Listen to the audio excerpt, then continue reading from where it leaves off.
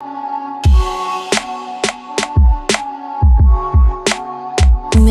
music.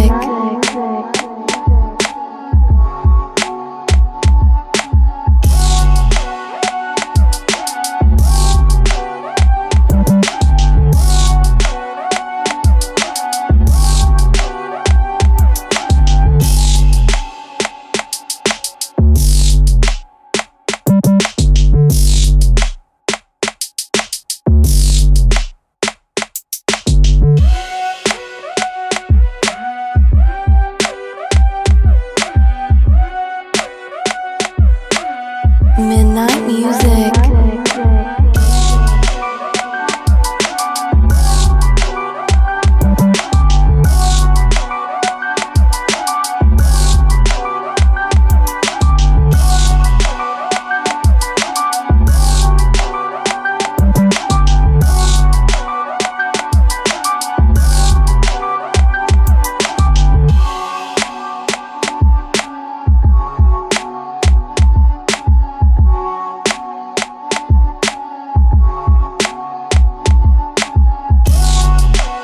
Midnight music.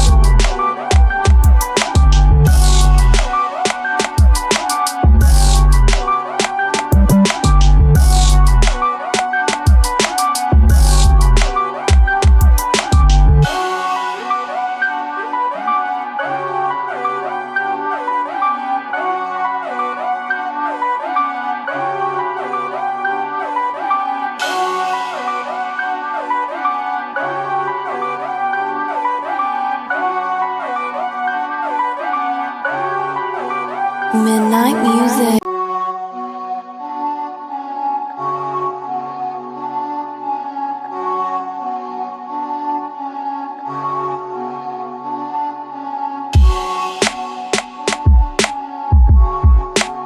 Midnight music.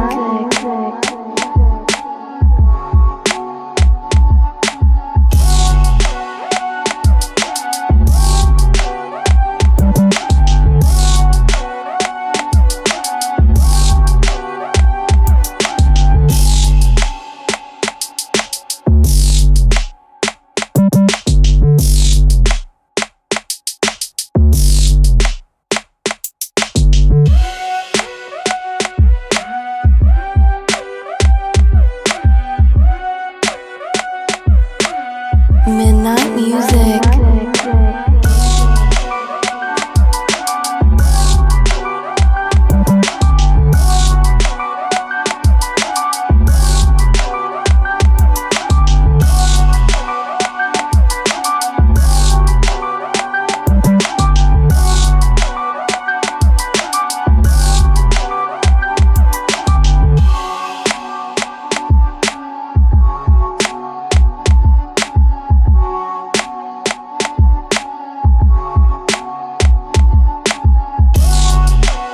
Midnight music.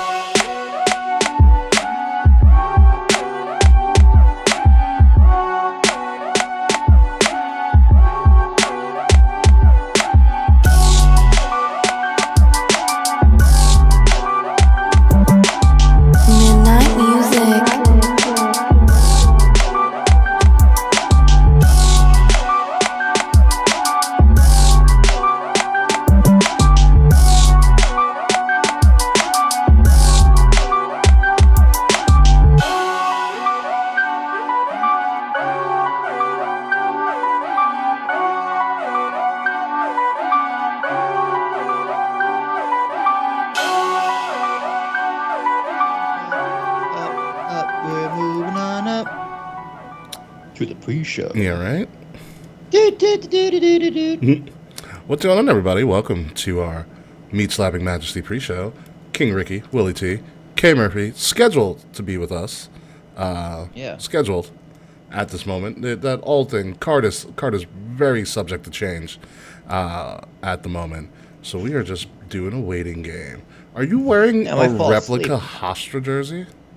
Yes, yeah, I am actually. Yeah, I am. This thing is fucking incredible. So it's like when I was in pep band, they had like free jersey day, Yeah. and like I got back to the frat house. They're like, "Where'd you get that?" I was like, "Is that the game?" They're like, "What? Why'd you tell us?" I'm like, "I didn't know. You guys should have just came to the game." Because no one in Hofstra ever goes to Basketball games. the basketball games because there's no school spirit there. Nope. But yeah, this jersey's like it's an actual jersey. It's fucking comfy. It's pretty And for a dope. while, especially when you guys had a football team, you guys' athletic program was pretty decent.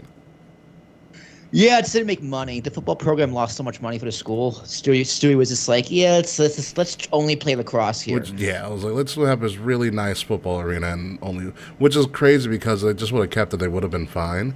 I've always had this thing with Hofstra athletics that I feel like it's just so poorly mismanaged for a while. Like they could have had, their programs could be so much better. Like they could be a great Division I program.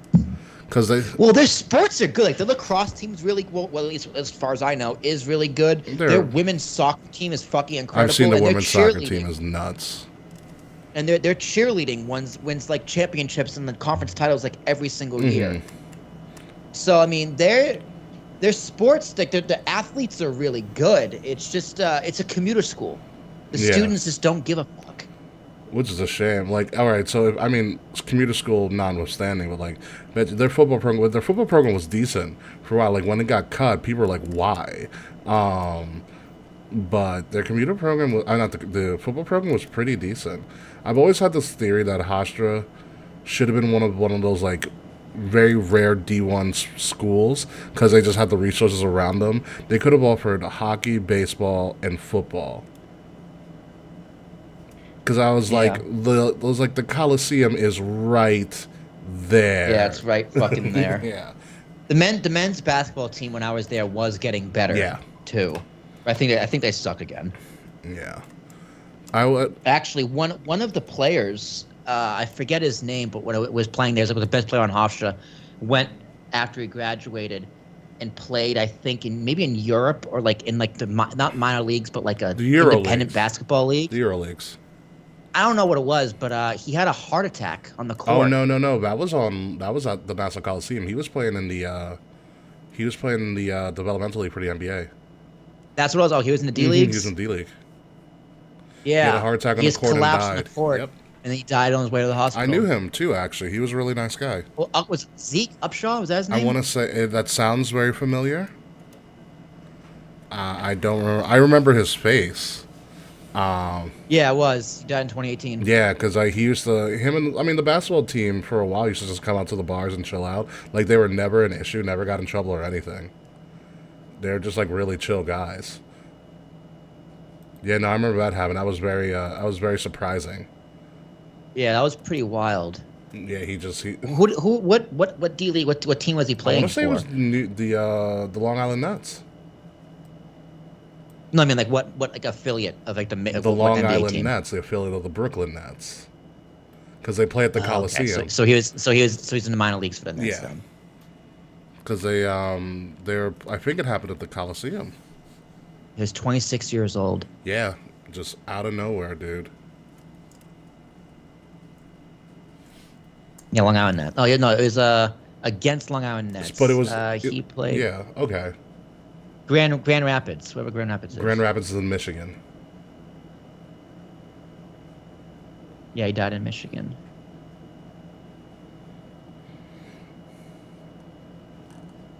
Okay, so it was against the Long Island Nets, yeah. It was against Long Island Nets. Yeah, I remember Zeke. He was a cool guy. Really nice guy. A lot of the basketball players were really nice. The women's team loved the pep band. The men's team didn't give a fuck.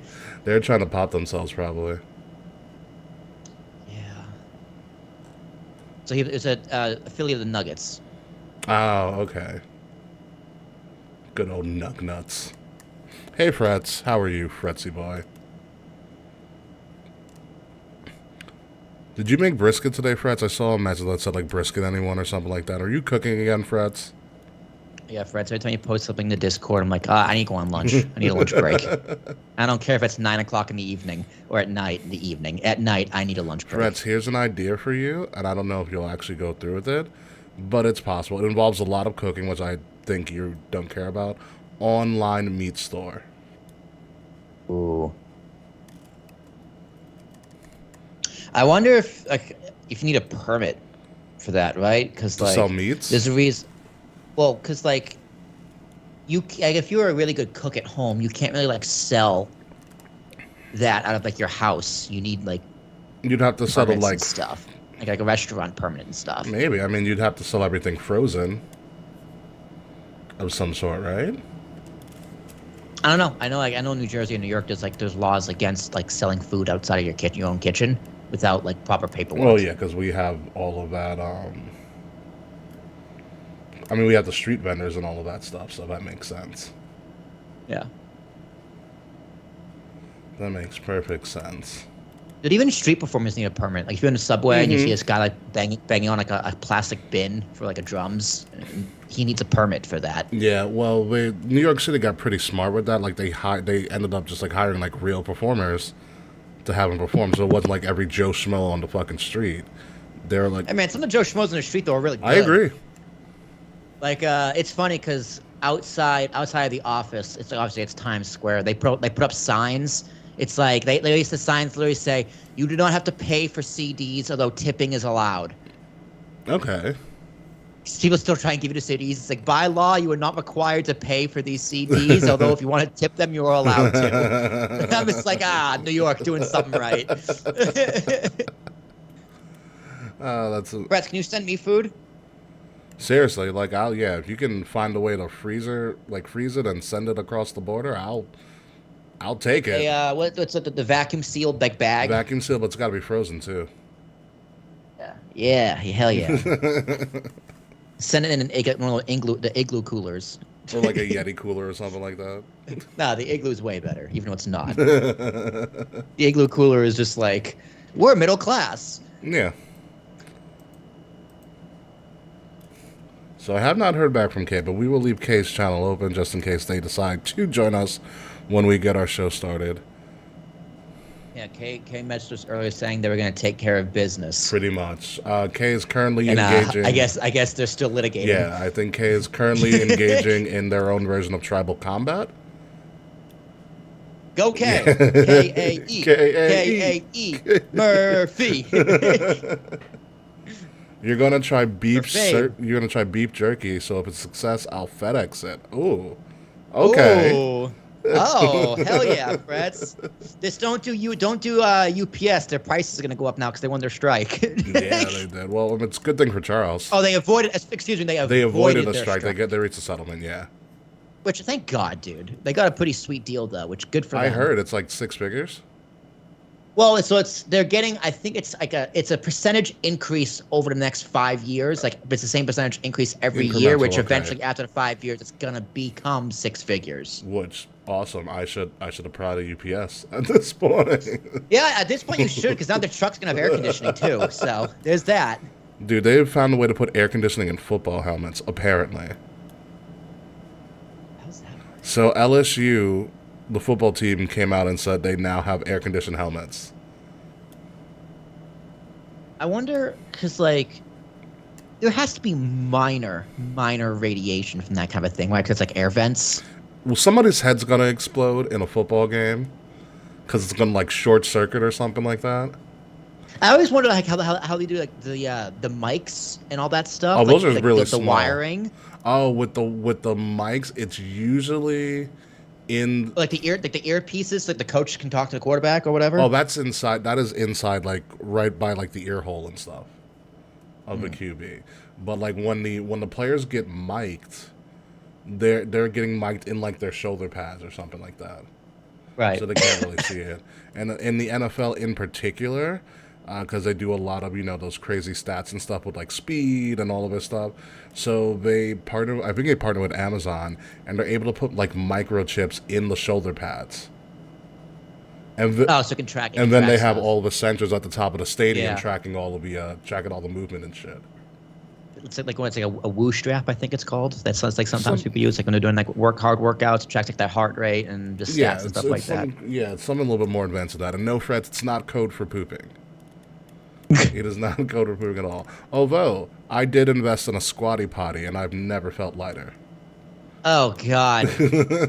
Please do tell.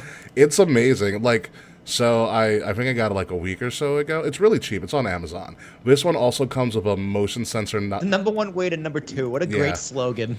This one also comes with a motion sensor like nightlight. It's like if you're walking into the bathroom, you know where it's at because it'll light up when you walk past it. You have to go like, poop at night or what have you. Oh, so it's literally just a stool? But so the way it does, it helps you angle and it like opens up pretty much your intestine more thoroughly so that everything just comes out instead of getting stuck.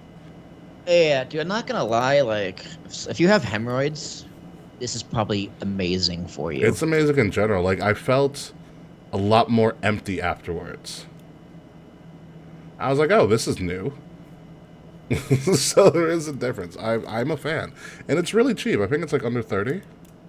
Yeah, I'm looking at it right now. They're between 30 and like $40. Yeah, and I mean, if you get it on The Amazon. Oslo bamboo folding Yeah, you can get different styles.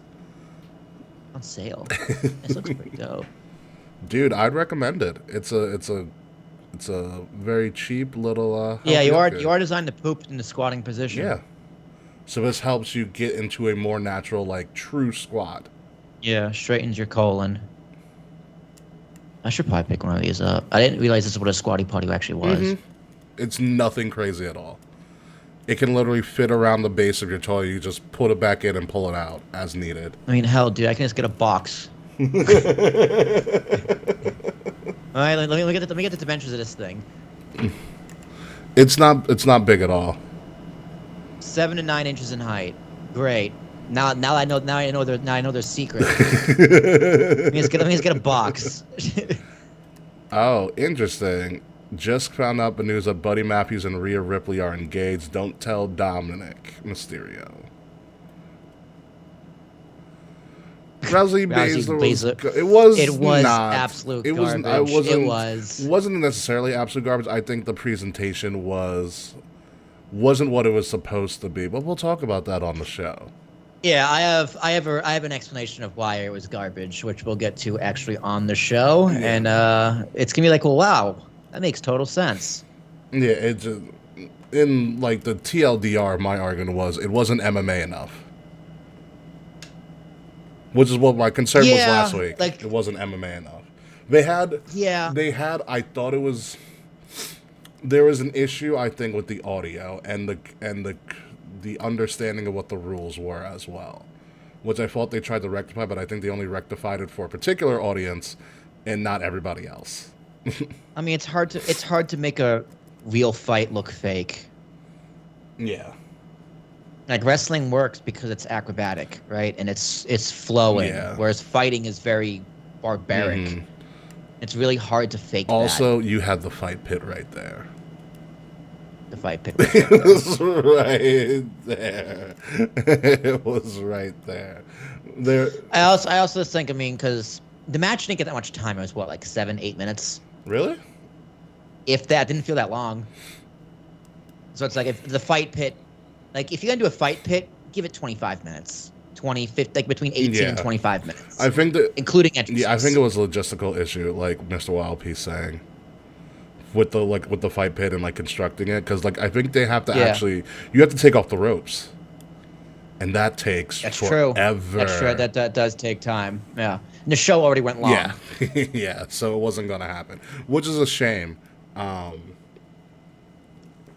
because it was a good concept in theory, but there are a lot of things I think led to the match not being as successful as it was, which is one of the only kind of negatives of the show, to be honest with you. The Lion's Den was cool. When Ricky called like the last week's episode of Lions, that's what I was thinking of. I didn't think of the Detroit Lions. Yeah. But yeah, the Lions Den would have been cool, except it was just like not enough room to move. Yeah, but it's like you'd put the Lions Den on what, the arena where the Pistons play at now? Like they're not gonna do that again. You're not gonna have one Yeah, match be that's the thing. separate. The Lions Den was like a recorded match. Yeah, it right? was at the theater at It wasn't MSG live. or something like that. Yeah, yeah. And then they did the the dungeon match in literally Bret Hart's basement. I remember with the low dungeon match. ceilings. The dungeon match was awesome. Yeah, no, I would never do a Lions Den again. Summer Scam, Mr. It was Wild P, not going to be Summer Scam at all. That card Damn, was too man, good. What did wrestling do to you to hurt your feelings? I mean, you should know as a Mr. Wild P. He's not necessarily the biggest WWE fan.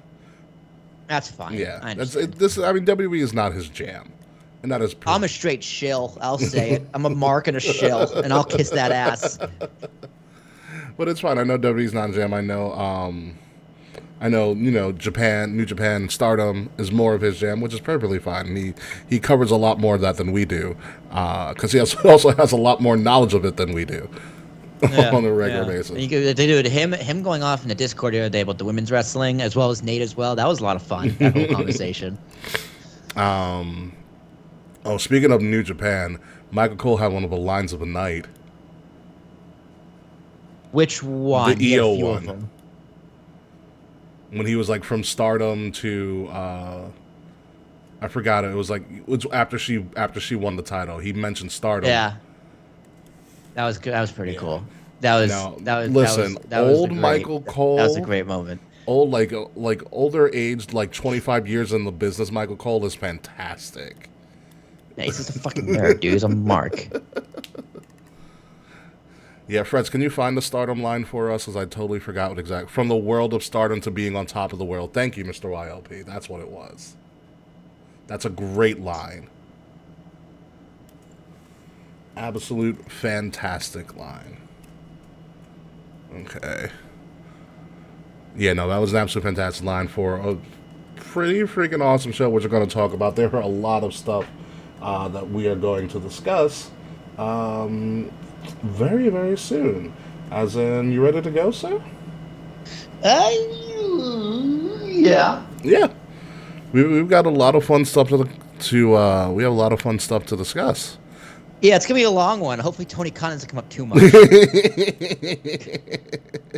Who knows? He's probably losing his mind because he tried to go up against SummerSlam with AEW Collision and CM Punk and Ricky Starks. It just wasn't good enough. Whoops. All right, we good to go? Yeah. Oh, by the way, before we do, because we're not going to talk about it, I saw a number stating that the Raw viewership on Monday beat out all 3 shows of AEW combined in a week. Wow. Yeah. How? That's embarrassing. Because Raw is 3 hours and really hard to watch. Wow. All right. And on that note, starting in 5, 4, 3, 2.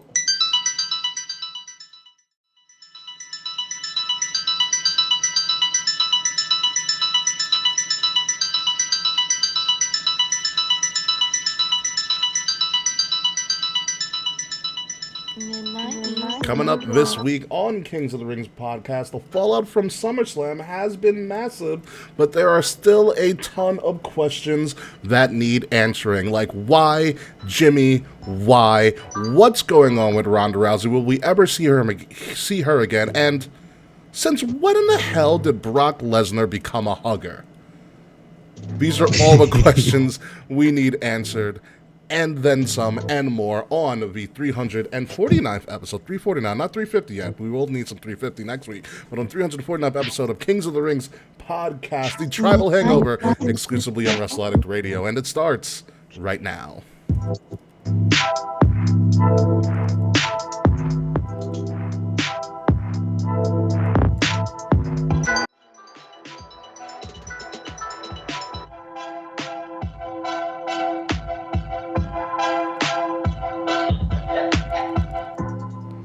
I'm telling you, it's really weird when even Triple H in the press conference was like, yeah, I never expected Brock to do that at all. We didn't know what was going on. We were just going with it, making sure he didn't kill anybody. Yeah, I had a feeling because Cody legitimately looked like was just like, what's gonna happen here? It's gonna hit me. Is it gonna hit me, ladies and gentlemen? Cody's like, I was supposed to win, right? Yeah.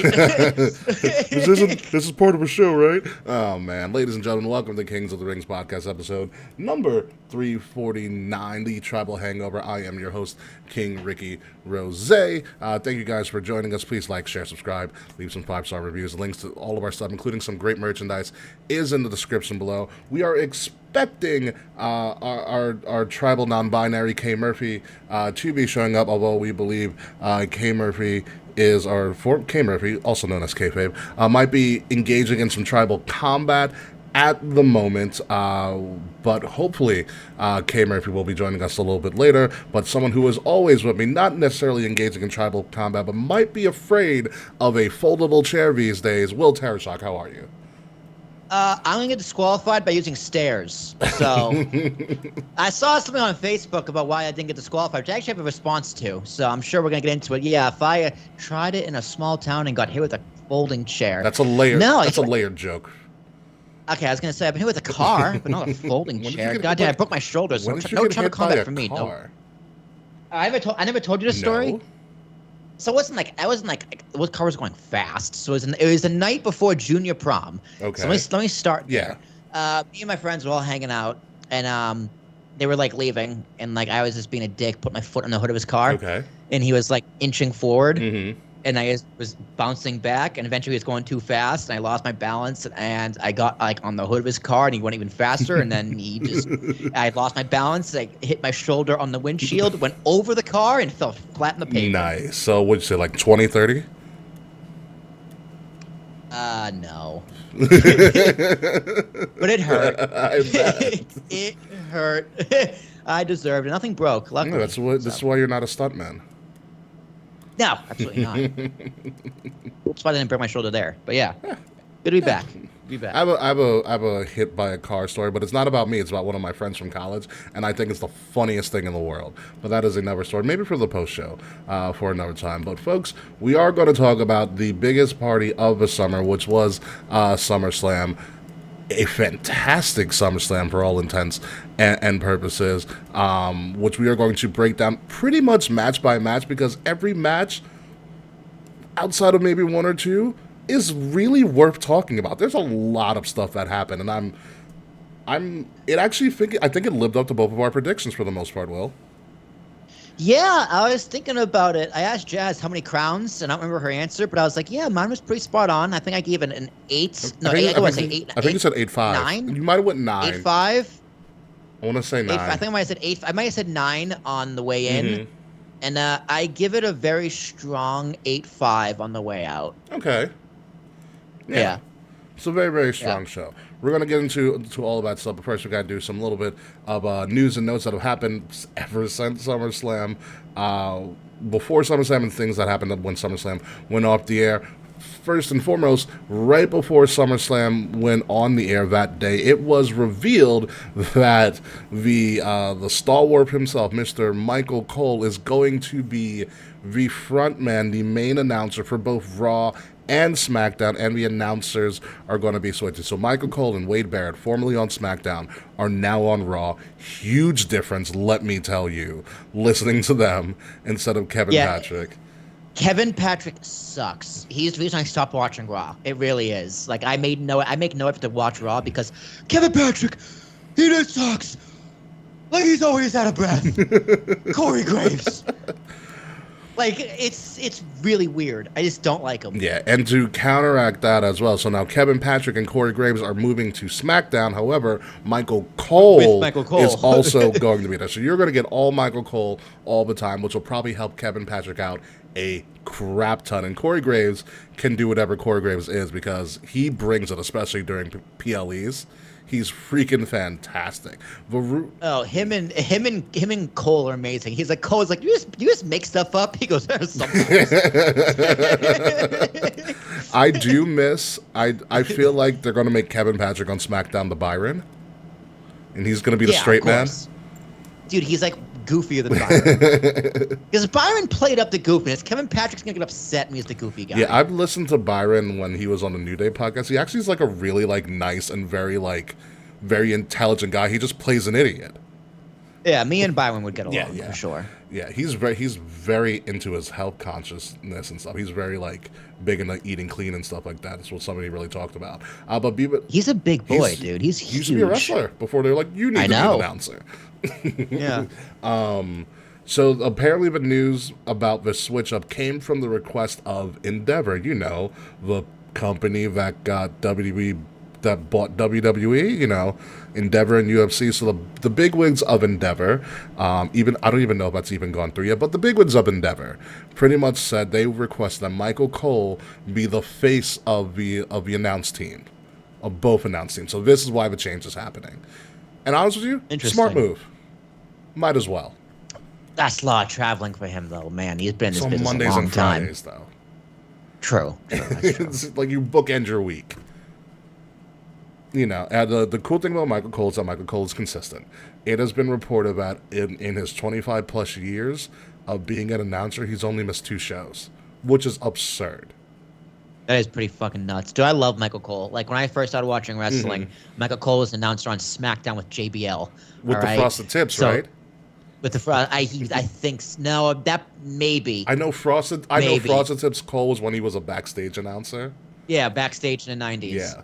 In the early 2000s. But yeah, Michael Cole was always my guy. Like, the coal mine, I think, is when he jumped the shark. Coal but then mine.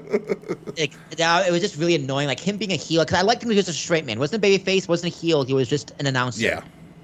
And like, I didn't want to be John Cena growing up. I wanted to be Michael Cole, right? Like, I wanted that job, and I still want that job. But yeah, Michael Cole is the best. He's the greatest. Yeah, I mean, listen. He's still not JR, but he's not JR. Very close. Very close. And listen, you can always shit on Cole whenever you want, but like one of the great things about Michael Cole is that without Michael Cole, we would have seen Jerry Lawler die on Raw.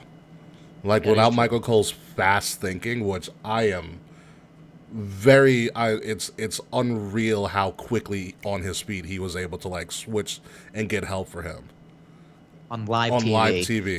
He had the wherewithal to mute his mic. Yeah, he muted his mic, called for help, unmuted the mic, kept calling the match, muted the mic again, called for help. You know, like, wild. Absolutely wild. So props to Michael Cole. His role is going to be a little bit expanded, although he does a lot backstage anyways, because he loves his business, and props to him. So. Yeah, I think he's a producer as well. He's very involved backstage. He's involved with NXT as well. Yeah, I'm not surprised. He's seen it all. Might as well give him something to do. Future manager of Izzy, for sure. Izzy's having her first match, or had her first match this weekend. I know. I saw her mom posted like her ring gear and like her new name. Izzy Moreno. Izzy Moreno. Good for her. Shout out to Izzy. White passing Latina. Congratulations, Izzy. And speaking of women's wrestling as well, unfortunately, Dana Brooke.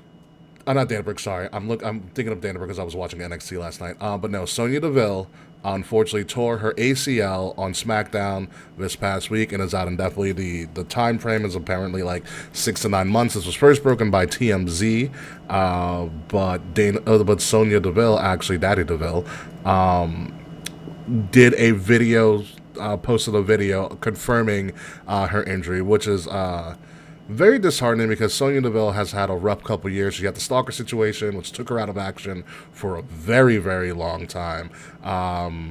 She was like the most hated manager, pretty much trying to take out Naomi as best as she could for a long time. And she was doing well as an authority figure for a good time, kind of being, you know, the thorn in Adam Pearce's backside. They finally got Sonya back into wrestling, and she essentially was the substitute for Carmella, who got pregnant with Chelsea Green, and they kind of had a thing going for a little bit. They just won the tag titles, which was Sonya Deville's first championship in WWE, and she's been in WWE for a very long time at this point, clone on like 7-8 years, something like that. And now she has torn her ACL, which is a shame. Who knows what they're going to do with the women's tag titles? This just further proves my theory that the tag titles are cursed, and we need to get rid of them. Throw them out. Yeah. Throw them out. Give them a Alundra Blaze and have her throw them out. Could you imagine that's what they do? It's like they just give it to Alundra, and like the same trash can too, just like magically disappears. Yeah. I forget what her name was in WCW. Medusa. It was something Medusa. Yeah, that's Medusa. right. It was something stupid. But no, well, she used the Medusa name, and she became one of the like one of the best monster truck drivers of all time. That she did. Yeah, she's a badass. That she did. She is a badass. Yeah. That's for sure. So yeah, give him to her. Yeah. Have her run him over with the monster Yeah, truck no, wheels. it's sad because Chelsea and Sonya, I think, were going somewhere, and this is kind of just a setback. But hopefully, Sonya gets back really, really soon. I mean, torn ACLs aren't the death nail like they used to be, like 10, 15 years ago. Yeah, it's like the Tommy John surgery. Pretty much, yeah. Doesn't end your career anymore. Yeah, which is unfortunate for which I should have put this on here. The news came out. I don't have a little graphic for this, but the news came out that but doctors have recommended that Big E never wrestle again. I did see that too, which means he'll be back in about 6 weeks. That's what that means to me. Yeah, I don't know with Big E in particular because I don't know if he would want to go back in. I know it was rumored that they offered him even to be like an announcer, which would be great. I would love to have Big E as an announcer. I think it'd be absolutely hysterical. You should take Mike Rome's job. Hmm? You should take Mike Rome's job. just be Be the ring announcer. Oh man, that would be great. But hopefully, Big E still has a desire to get back in the ring, and hopefully, first and foremost, he needs to be healthy because I still can see that injury. Like when he landed on his head in SmackDown, like that was devastating. Yeah, dude, I don't know if I'd want to go back in the ring after that. Like, dude, like how do you just get over that?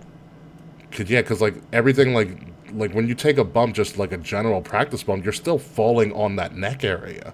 Yeah, absolutely. That's a lot. I mean, Austin did it. Yeah, that's Austin true. Did it.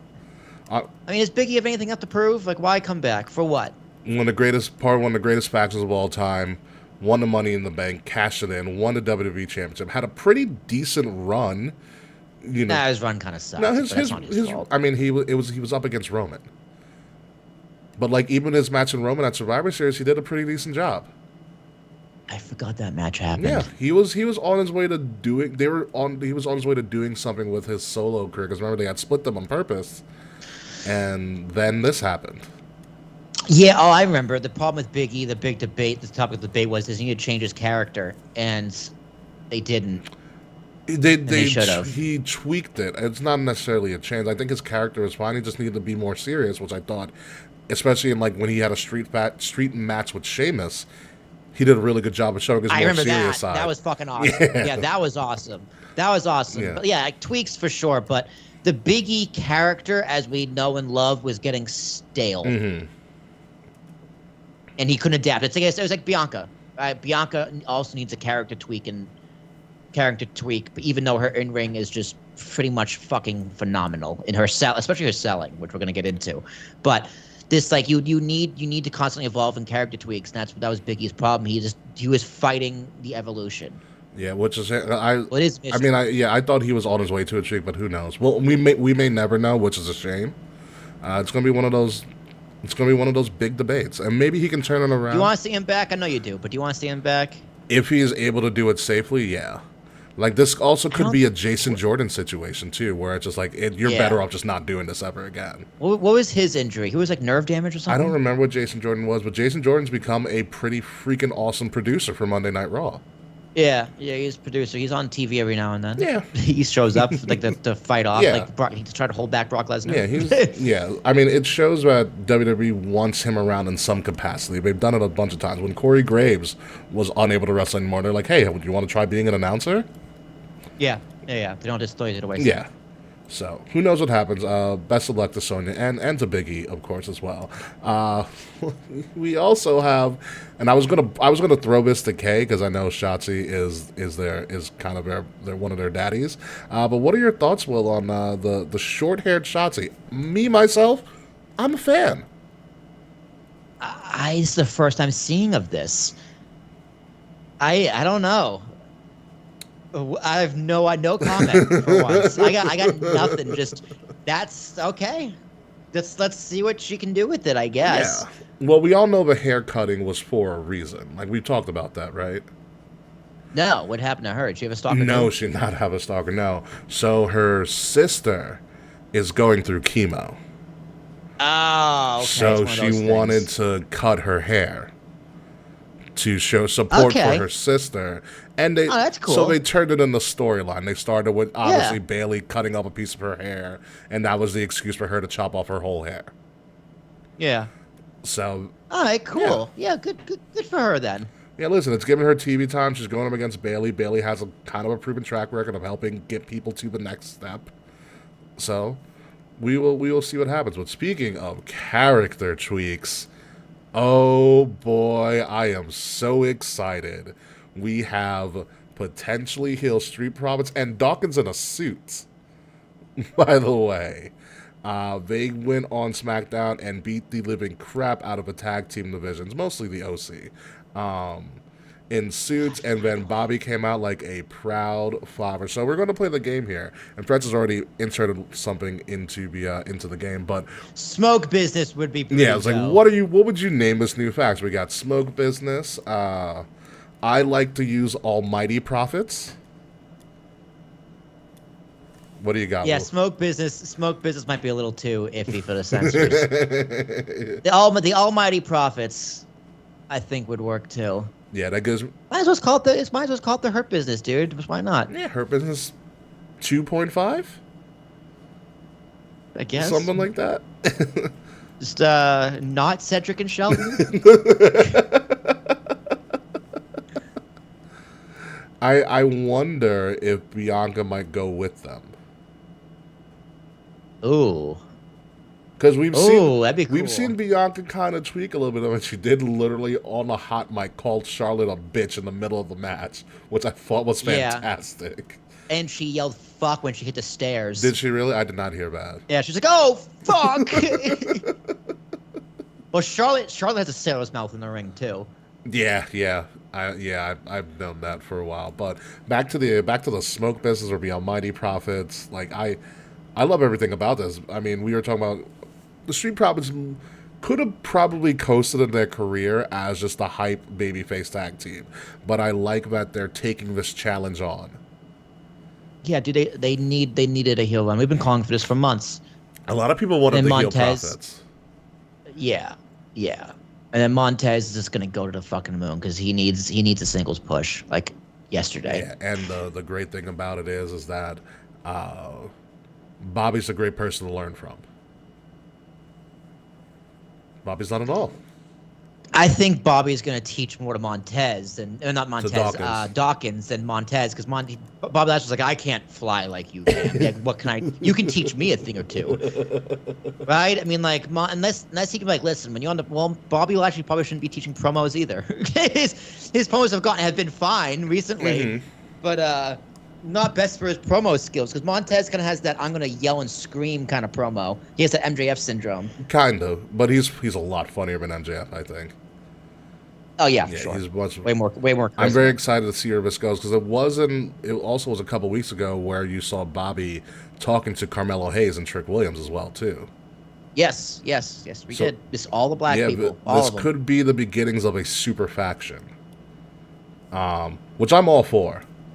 I am all for because the talent's there and it's a lot more talented, unfortunately, than Cedric and Shelton. Because Shelton's past his prime, and Shelton's coasting. Let me tell you that right now. I don't know, the profiteers would be good. Or profit motives. Profit motive sounds more like a business vocabulary. Yeah. Yeah, I do like Almighty Profits. He might just call. We might end up getting like Hurt Business versus Hurt Business now that Omos is back with MVP, which is a very random thing in the Battle Royal. But moving on. It was a good swerve, though. It was a good. I was like, this fucker's gonna win, isn't he? Listen, he finally got back from his honeymoon or whatever he was out for. Because I know he got married. He did. Yeah, he got married. His wife's pretty cute. I bet his wife's tiny. No. I mean, everybody's tiny compared to him. I know, but he's Shaq's wife. She's like this little Asian woman. Yeah, so let's talk. Let me Google. Let me Google this. Google Let me Omos. see. Google Omos's significant other. Did you know? All right, continue. You know, Solo's married too, right? I did not know All the that. Usos are married. Well, we all know Oh, she's- Roman's married. Roman has like 9 Oh, she's kids. cute. Yeah, see, told you. I don't know how tall she is. Nah, she's regular size. She's like actually she's probably pretty tall for a woman. She's like her top of her head's like up to his lower shoulder. Yeah, so she's pretty tall for a woman. Yeah, she's probably like, yeah, she's tall. She'll probably play basketball. Yeah. So, but let's get into SummerSlam Detroit. Based on the presser that they released the next day, and also from Triple H's press conference comments, here's a little facts about SummerSlam just in general. So, according to their press release, which I'm going to read over here on my other computer, SummerSlam emanating from Ford Field in Detroit became the most watched and highest grossing SummerSlam in company history. It set records for viewership, gate, sponsorship, and merchandise with I'm going to say estimated, 59,194. SummerSlam generated a record gate, that is ticket sales, folks, of 8.5 million, the largest gate for any non-WrestleMania event ever. It was the most watched SummerSlam in company history, take that, Collision, and among the top 3 audiences in the history of WWE on Peacock. That's absurd. SummerSlam generated the most sponsorship revenue for any non-WrestleMania event ever, with $7 million in sponsorship revenue, up 23% versus 2022. The sponsors included Slim Jim, C4, Rocket Mortgage. So if you do a little quick math, from ticket sales and sponsorship, $15.5 million. That's it. We're not including merchandise or anything else. Just it's a lot of money. How about concessions? Exactly. I feel like concessions get split with the stadium, though. Yeah, for sure. Most of it probably goes to the stadium. They said in partnership with the special event retail partner Fanatics, which is where you get all of their merchandise from now these days, merchandise sales were up 60% versus the record set in 2021, making the best performance in company history for any premium live event outside of WrestleMania.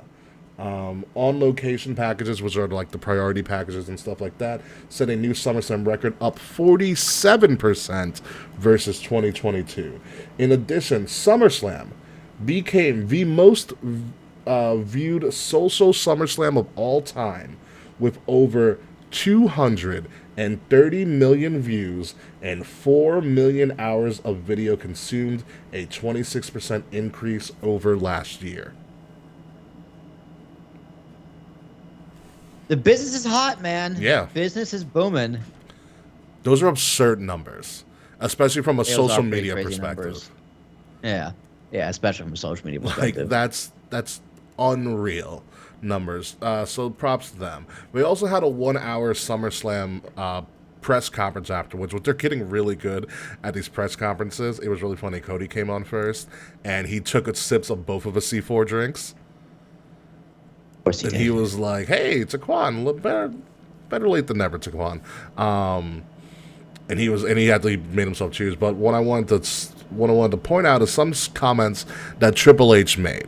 So Triple H was pretty much directly addressed about how did they decide who got on the show and who didn't get on the show, and booking and placement. And there's a couple of comments I think we're going to harp on a little bit. Triple H said, first and foremost, we never announced the card. So how would you know who got cut and who didn't get cut? Because we didn't announce the card. That's interesting. Which is something that's a little fuck you, Triple H. I'm gonna say fuck you real quick, because you know what he means by asking that question. Or whoever asked that question, you know what that person means by asking that question.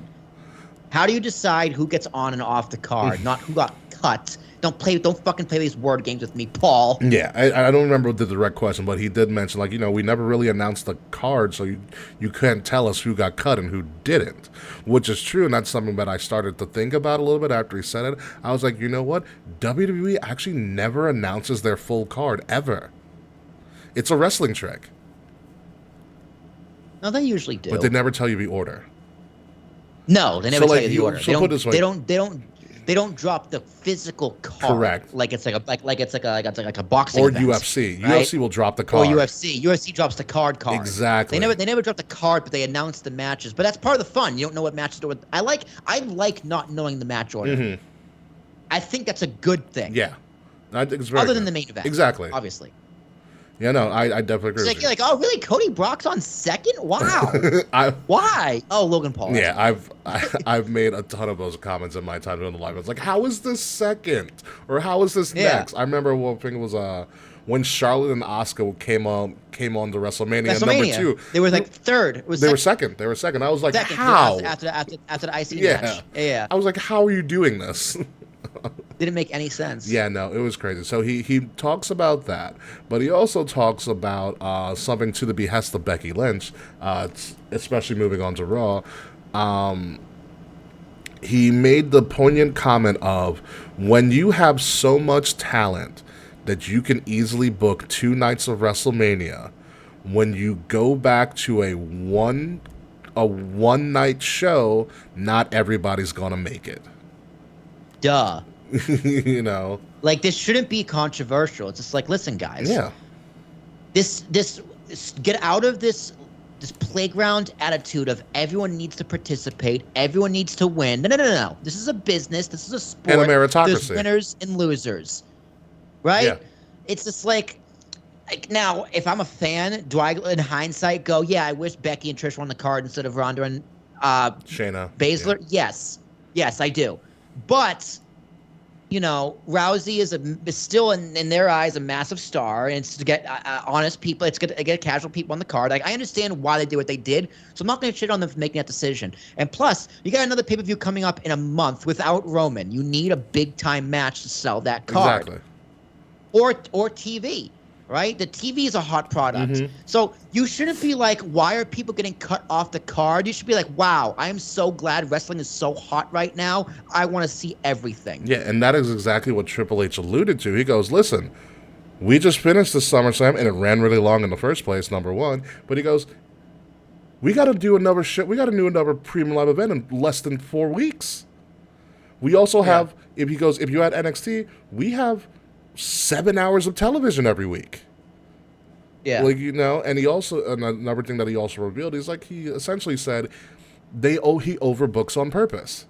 He creates multiple feuds that he knows everything's not going to make it in some way, shape, or form on a PLE or on TV, but you overbook these feuds and you see what sticks and you place them appropriately, which is smart. And you gauge the audience. Yeah. Exactly.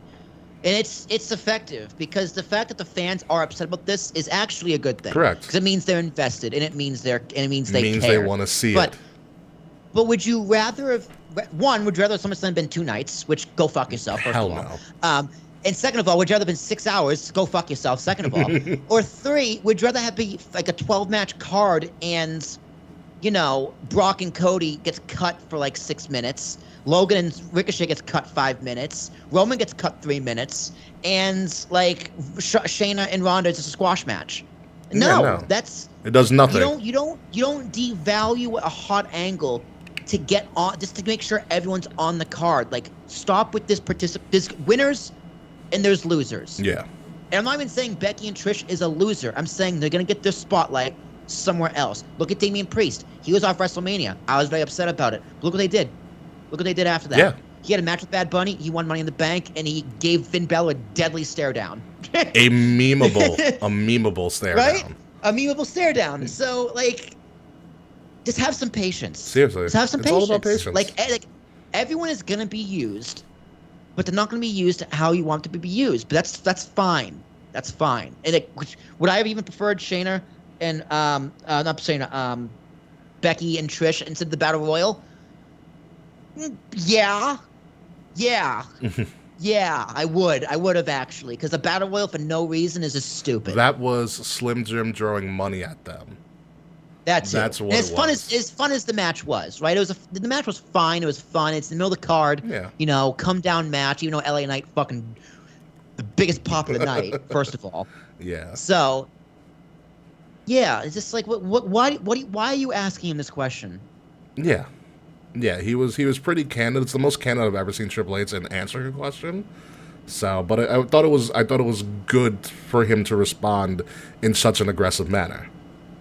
Yeah, because like it was also like Bill Apter, who's a pretty an elderly reporter. He's like a Dave Meltzer type, put it that way. Bill Apter also had this This question, I talked to you about this the other day. Where he was like, so what was Austin Theory doing in the Battle Royal? What was the United States champion doing in the Battle Royal? And Triple H's response was like, oh, well, he was in the Battle Royal not to get thrown over the top rope and probably win the Battle Royal, but he didn't do either of them, so that's why he was in. Yeah, like another stupid question. Yeah. It's like, because we want him to be on the card, so idiots like you wouldn't complain about it. And yet they still complain. I guess we'll do better next time. Yeah. But one thing, I like that they're addressing, some of these things more upfront. I also enjoy in their press conferences that they're allowing, people like us, to be a part of those press conferences. Issa's on there all the time now. She's good for her. I've seen a lot of our peers on social media who are in the same podcast business as us. They're now getting like press passes to interview superstars like the day before big events, which is absolutely nuts. And it gives me hope, that we'll just get press passes to something major randomly. Yeah, we need an audience though for that, Ricky. Come on now. Not necessarily. I saw some people in that press conference that I was like, there's no way they have an audience bigger than me. So we'll see. Like I said, it gives me hope. It gives me hope. But let's move. I don't know, man. I talk too much shit. It would be funny if they called you out. They're like, hey, I know that voice. Did you say that thing about me the other week? You could be like, no, not at all. I'm like, yeah, I did. What are you going to do about it? Is it true or is it not true? It's true. Oh, man. Well, let's move on from the press releases and everything like that to the Tribal Combat match, the main event, the true main event of SummerSlam, where not Jimmy, but James Uso, because we're not calling him Jimmy anymore. That was a James Uso move. Sabotaged the match for his brother Jay. And LOL, Roman wins in another chapter in this story of the bloodline, which in my opinion, I think was the most logical way to go. They had kind of ridden themselves into a hole. And I think it was the only logical step. But I love it because the evidence that they were going to go this way is littered throughout the entire story. And I think that's the brilliance of it, Mr. Tarashak. I agree. That Twitter thread you posted the other day was just really brilliant. Yeah.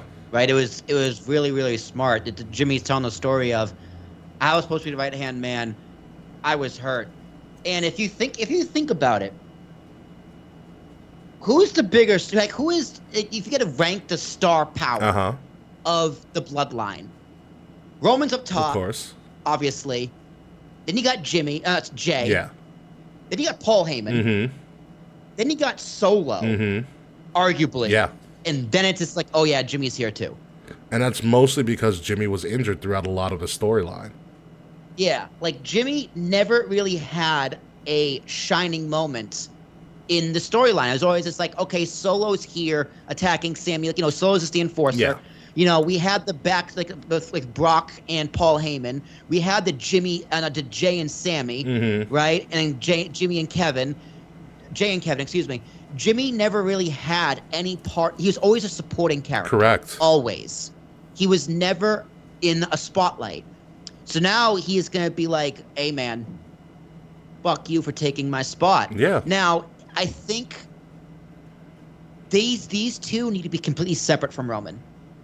They cannot be cutting promos with Roman. They can mention Roman, talk about Roman, but Roman should not be involved in this feud. Then I would think they're jumping the shark.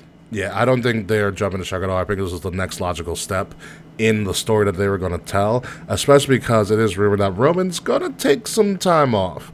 And rightfully so. You don't need him for Payback or Fastlane. There's so much talent that Roman's not needed. And guess what? You have another world title.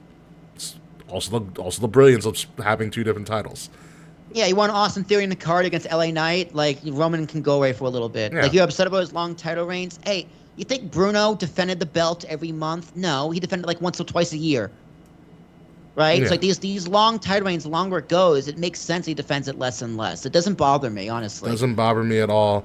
I think this is the storyline leading into the next major PLE, which will be Survivor Series, which is going to be in 2-3 months. Jimmy and Jay can feud for a while, and like you said, this gives Jimmy the chance to this is Jimmy's time in the story. Put it that way. Exactly. Plain and Exactly. simple. This is Jimmy's time in the story. And it's gonna be fucking awesome. The promo is gonna be, Oos! Oos! Oh, come on, Oos! What are you doing, Oos? Yeah. It's gonna be amazing. Yeah, and Roman called it from about a couple of weeks ago when he was gaslighting Jay, like he always does. Because the only reason you became the main event in the right hand was because Jimmy was injured. And Jimmy said it. He was like, he didn't believe in you, this, that, and the other. And he's like, is it true? And he was like, yeah, Oos. Yeah. It's true. And Jay was just like, I don't care. I'm still with you. Which is just the ultimate betrayal. Yep.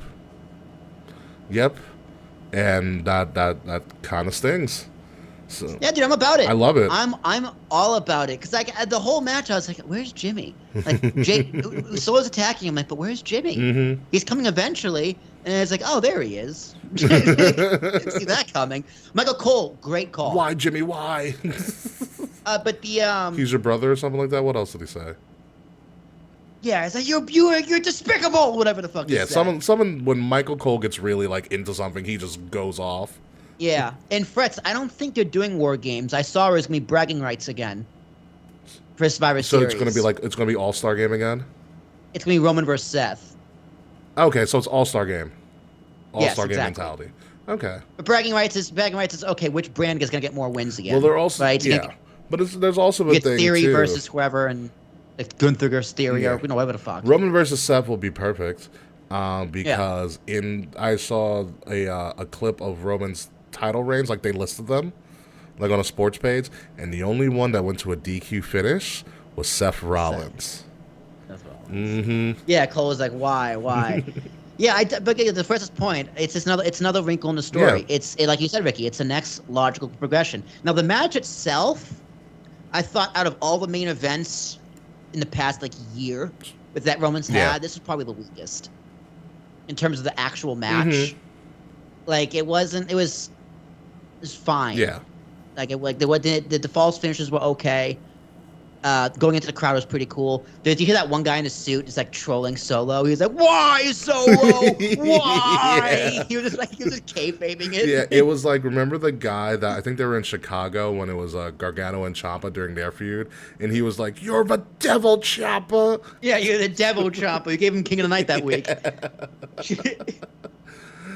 Oh my god, that was great. And Roman sold it too. Roman's like, "What the fuck just happened?" Yeah. Which made me think that they're going away from Roman. Which I beg you, please do not insert Roman and Paul Heyman and They Solo don't need into the to be into the storyline. storyline. Maybe Solo because it's the brother, but like Paul and Roman don't need to be anywhere near this. Yeah, At totally. all. They can go. They Totally. can essentially cower away and lie in wait till the next logical thing, which makes Seth the biggest guy in the brand while Roman's gone, which is exactly what Seth wants. Yeah, which is why they made a new title. Exactly. Let's move on to one of the other main events. The first of the main events, and I like that WWE's changing the narrative of what a main event match is, because its main event means marquee match. Yeah. Which means Just call it that then. Yeah. Call it that then. Because the main event is the main event. It's the biggest one. It's the number one. It's the show stick. It's the show. It's what you come to see. You can only have one main. I disagree. I think you can have a bunch of things that would be considered a main event. So I see main event as marquee, as they're using it interchangeably, and I'm okay with it. Marquee match, I think, is much more appropriate. You know, it's or a headliner. It's one of the headliners. I but the can main agree if you event did is like one this main. is a headlining match. Yeah, it's semantics. Yeah, we're arguing we with are semantics. arguing semantics. Because honestly, this could have gone on last and no one would have cared, because this match was absolutely fantastic. I've never seen Brock Lesnar do so much storytelling in a match. Yeah, he was this like this. This is what we all thought the John Cena match was going to be. But John Cena just kept getting his ass beat. Yeah, it was great. No, the match was really good. Now I'm glad this didn't get cut for time, so Becky and Trish could have fought for 8 minutes. Yeah, right. No, this match was... Like this storytelling needed to happen. Brock ripped his pants. I don't know when or how he did it, but his pants ripped. I remember when Brock... I was like, his pants totally got shattered. His shorts got really ripped. funny. Yeah, it was kind of funny. I was like, damn, Brock, your inner thigh is really pale. Nice undies. Yeah. I was like, what if Brock just decided to go commando that day? Could you imagine? Issa would have had a heart attack. I know. Also, Jazz just go, why is he so sweaty? I'm like, that's just Brock. Like, he's just sweaty. He's a sweaty gorilla. Guy. He's a sweaty guy. What a match. Cody's still getting his ass beat really well because Cody's a good seller of getting his ass beat. Yeah. Brock tried to destroy this man. Cody kept getting up. Cody eventually beats him again. I want to fuck Brock, monster cock. Fly me. God damn you, Taquan. So the biggest thing here, especially Cody winning, is how animated Brock was after the match, which according to Triple H, according to Cody Rhodes, none of that was scripted. I believe it. Mm-hmm. I totally believe it because Cody was like, "What is going on here?" Yeah, and Brock never does that. I've never seen him do it ever. He gave him a hug. They butted heads. 'Cause I guess that's the Beast way of saying you're cool. He stare down, and then the headbutt of like, okay, I respect you. Yeah. Shook the hand, hug, hand raise, and like he gave him the four of corners hand raise too. Yeah. I was like, holy crap, he never did that. Well, he wasn't supposed to do that to Taker. He never did that for Roman. He never did it for Angle. Like, this is the first I've ever seen it. And then Cody said in the presser, like, because obviously Brock left before him, and he was, if you saw the wide shot, Brock was having fun as he was leaving the ground. Like, he stole a fan's hat. He stole his he stole a hat and then tossed it back. Yeah. And all of Did he hug me at the end of 19? I don't remember that. I think there was the hug because I don't think he remembers that either. Yeah, it's also very true. But Cody said he went to go find Brock backstage, and Brock was nowhere to be found. So it was kind of just one of those just very interesting moments. And I went straight to his jet and was like, Sable! Stitch my pants! Yeah, so it was crazy to see. And Cody's quick little promo on Monday where he said he was talking to his mom about it, and he still couldn't wrap his hand around it. And apparently, according to Cody's promo, his mom told him, "You don't get it. Brock Lesnar just acknowledged you." It is. That's exactly what happened. Yeah. That is exactly what happened. Yeah. But we still have no reason for why he was attacking or turned in the first place. Like, there really was no story. You know what's in the promo package? Which, first off, great promo package with the song and everything. The song, yeah. You got what I said about like last week? How it was very like somber. Yeah. Yeah. Yeah. It was really good though. No, it was. But like, there was no story to it. It was just Cody cutting a promo and Brock beating him up. Yeah. So I think the moment would have meant more if there actually was a story behind it, like Brock cut promos and gave a reason to why or whatever, something. Yeah. But I don't know. Cody, after Cody won, though, I was like, he better be the one to take it off Roman. I kind of want Cody more than Rock now. At this point, Cody has to be. No one's ever got that much emotion out of Brock Lesnar post match. Yeah, Ever. And the crowd just ate it up. Would you too? I didn't know what I was seeing. It was like, what is going on? It's like when the Grinch grew a heart, or like his heart grew 3 times. It was like, wow, Brock's nice.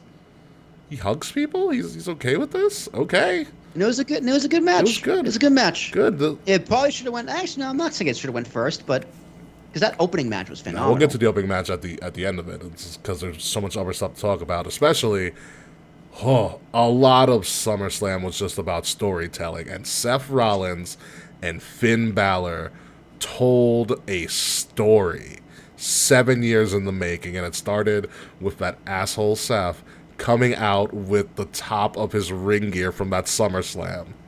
Yeah, he couldn't zip up the vest. He was too fat. Because he got bigger. He was skinnier back then. Bigger. Yeah, he was a lot more. I don't know. Like, Seth Rollins isn't out of shape, but back then he was much more in shape. He was just skinnier, and so I think he's just built up more.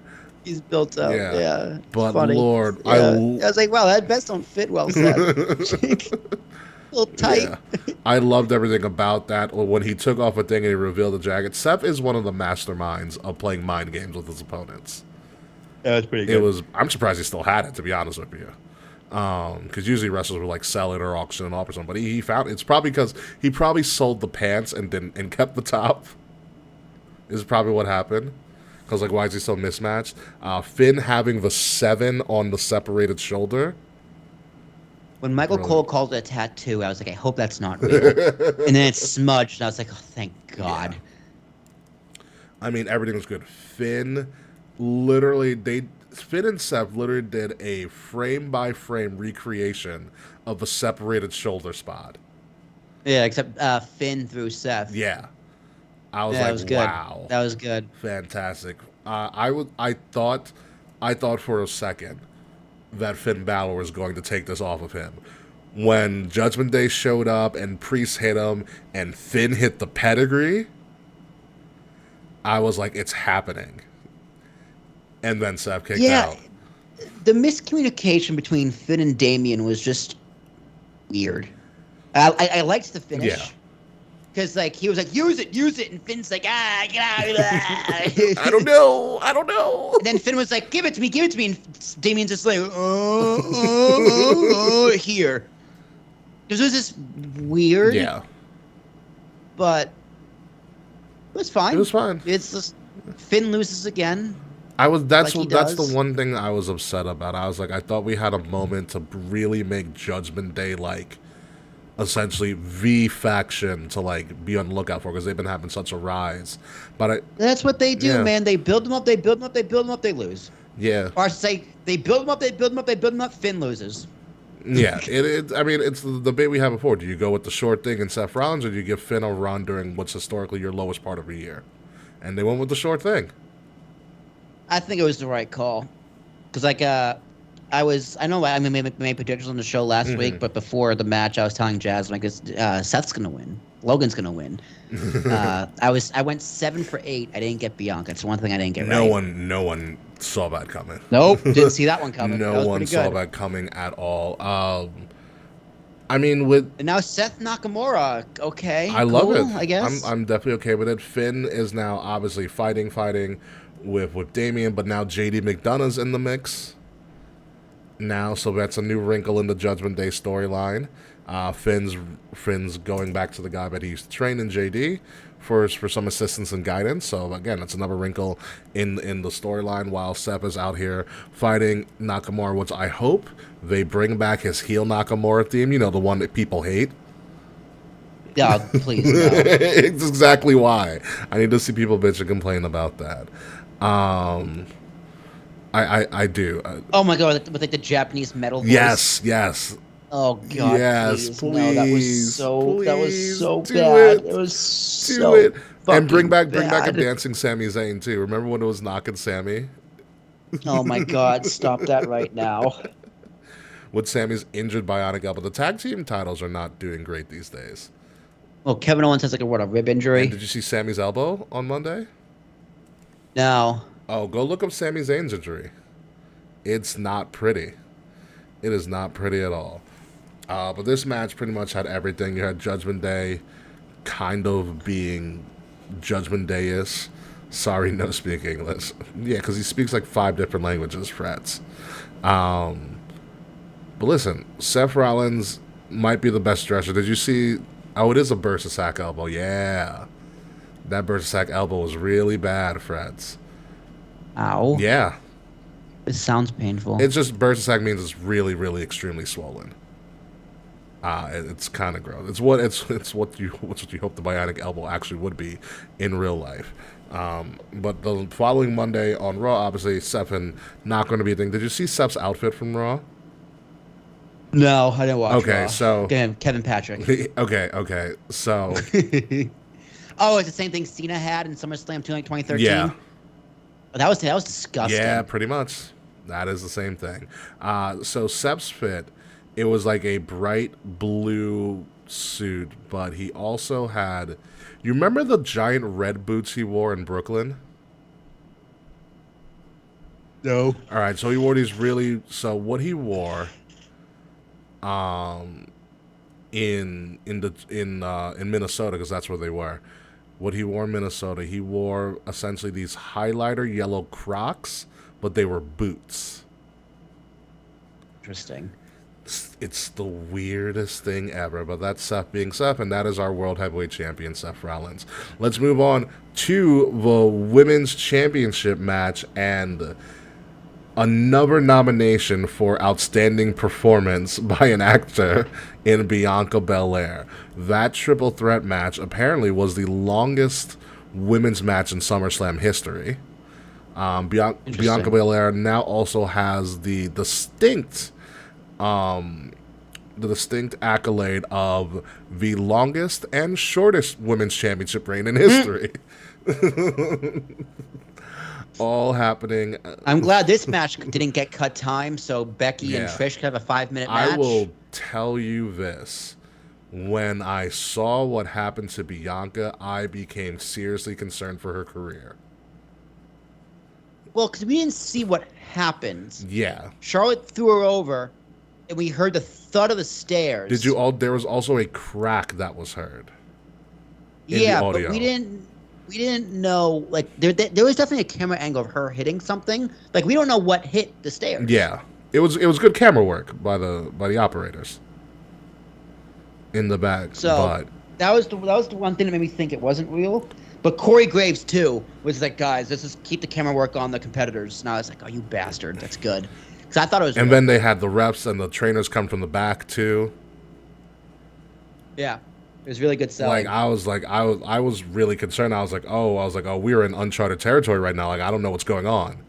And then she hit that 360, and it was like, oh no, she's fine. And listen, that was a wildly creative match. One of the best finishes I've ever seen to a triple threat. Oh, the mist? Huh? The figure eight? I told you I was going to happen. The mist, the figure eight, but then rolling up Asuka while still in the figure eight.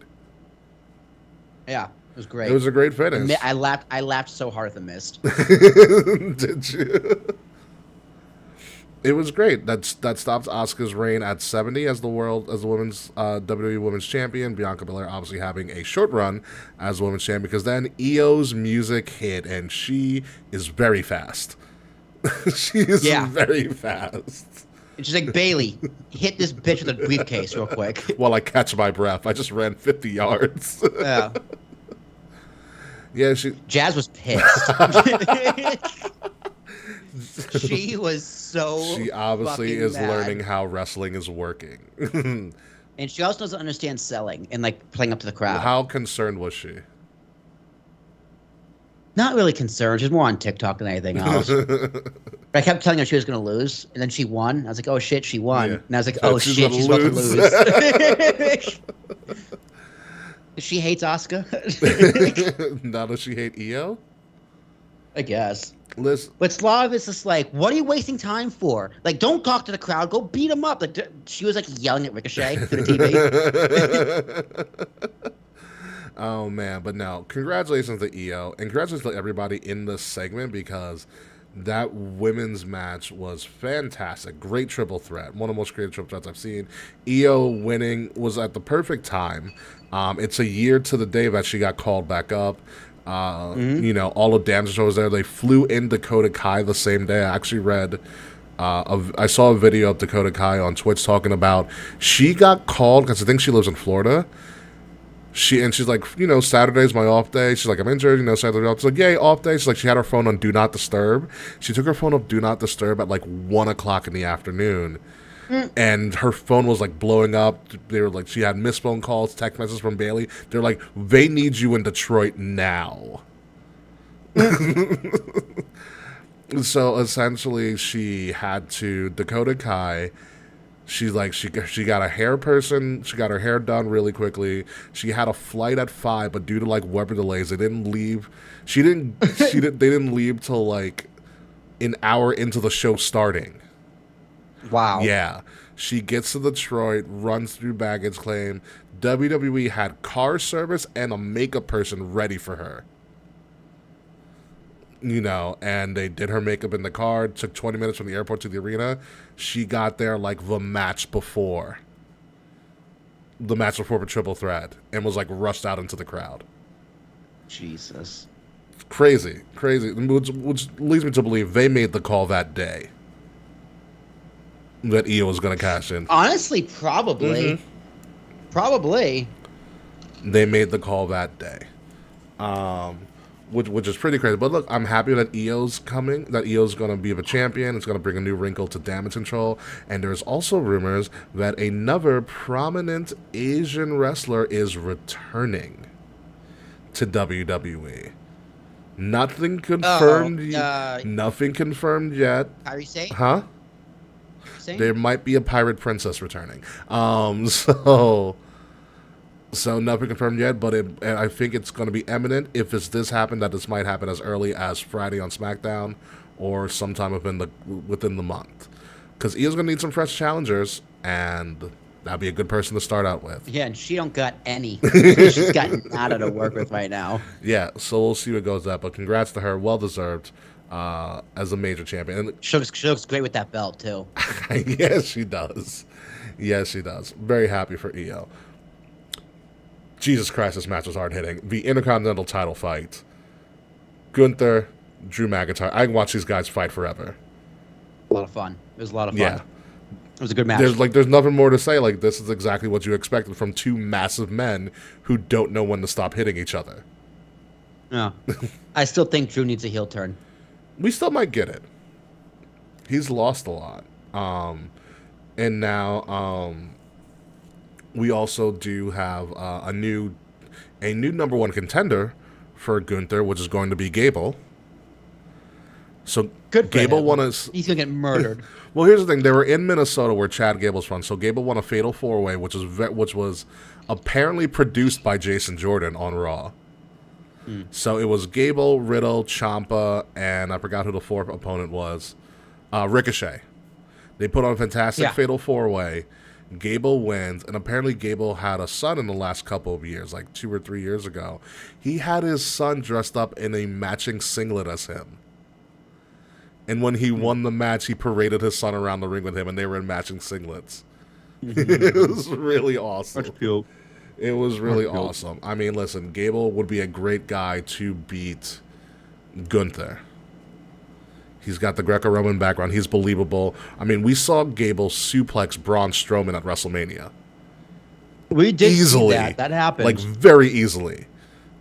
He almost did it to what's his Bronson name? Reed, I think, right?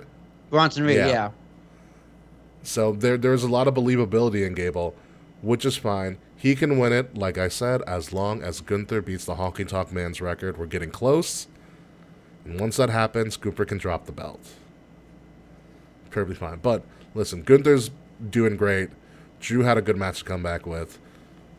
Let's just keep the ball rolling, shall we? And now let's get to what a lot of people are saying, the piss break, which happened to be somewhat of the piss break, into the crowd with this MMA rules match, Ronda and Shayna. So there's a lot that occurred here and a lot that didn't occur here. There was a valiant attempt to do something outside of a fight pit, because the fight pit is just too time-consuming from a construction standpoint to put anywhere besides the last match on the card. And they weren't going to do that at all.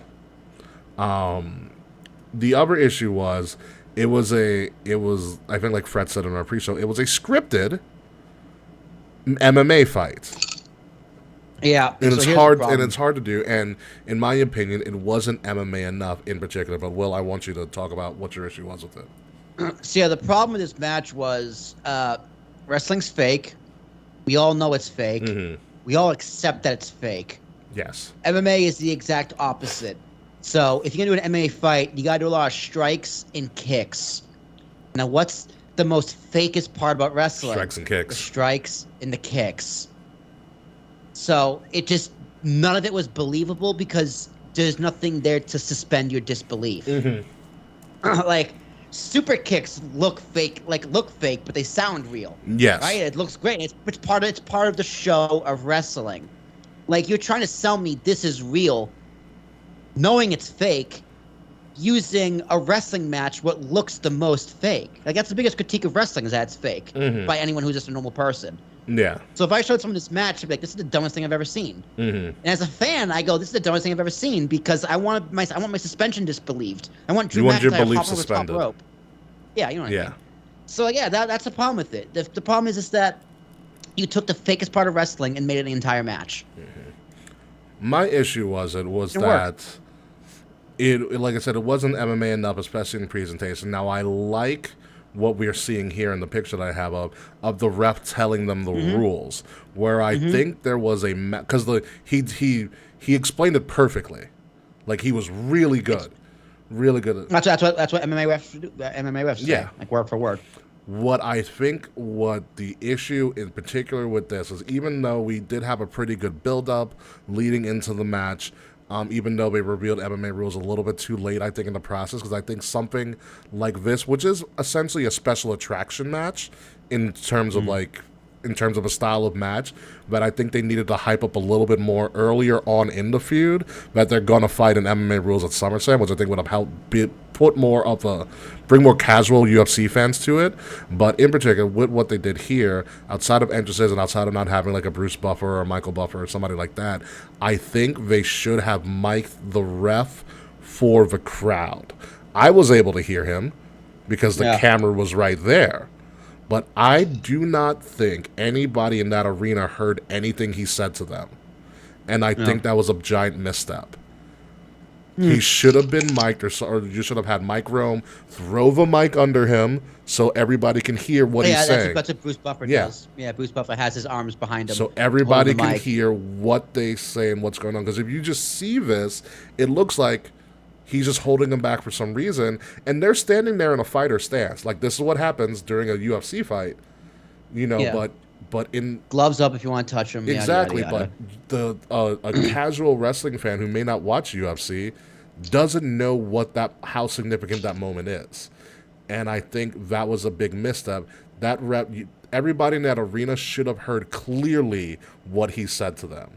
To get that last minute buy-in. I don't think it would have made a difference, though. Like, it would have been cool. It would have made it a little more authentic. Just to get that last minute buy-in. I don't think anything about the match is going to change, but you need that last minute buy-in. Like a cuisine.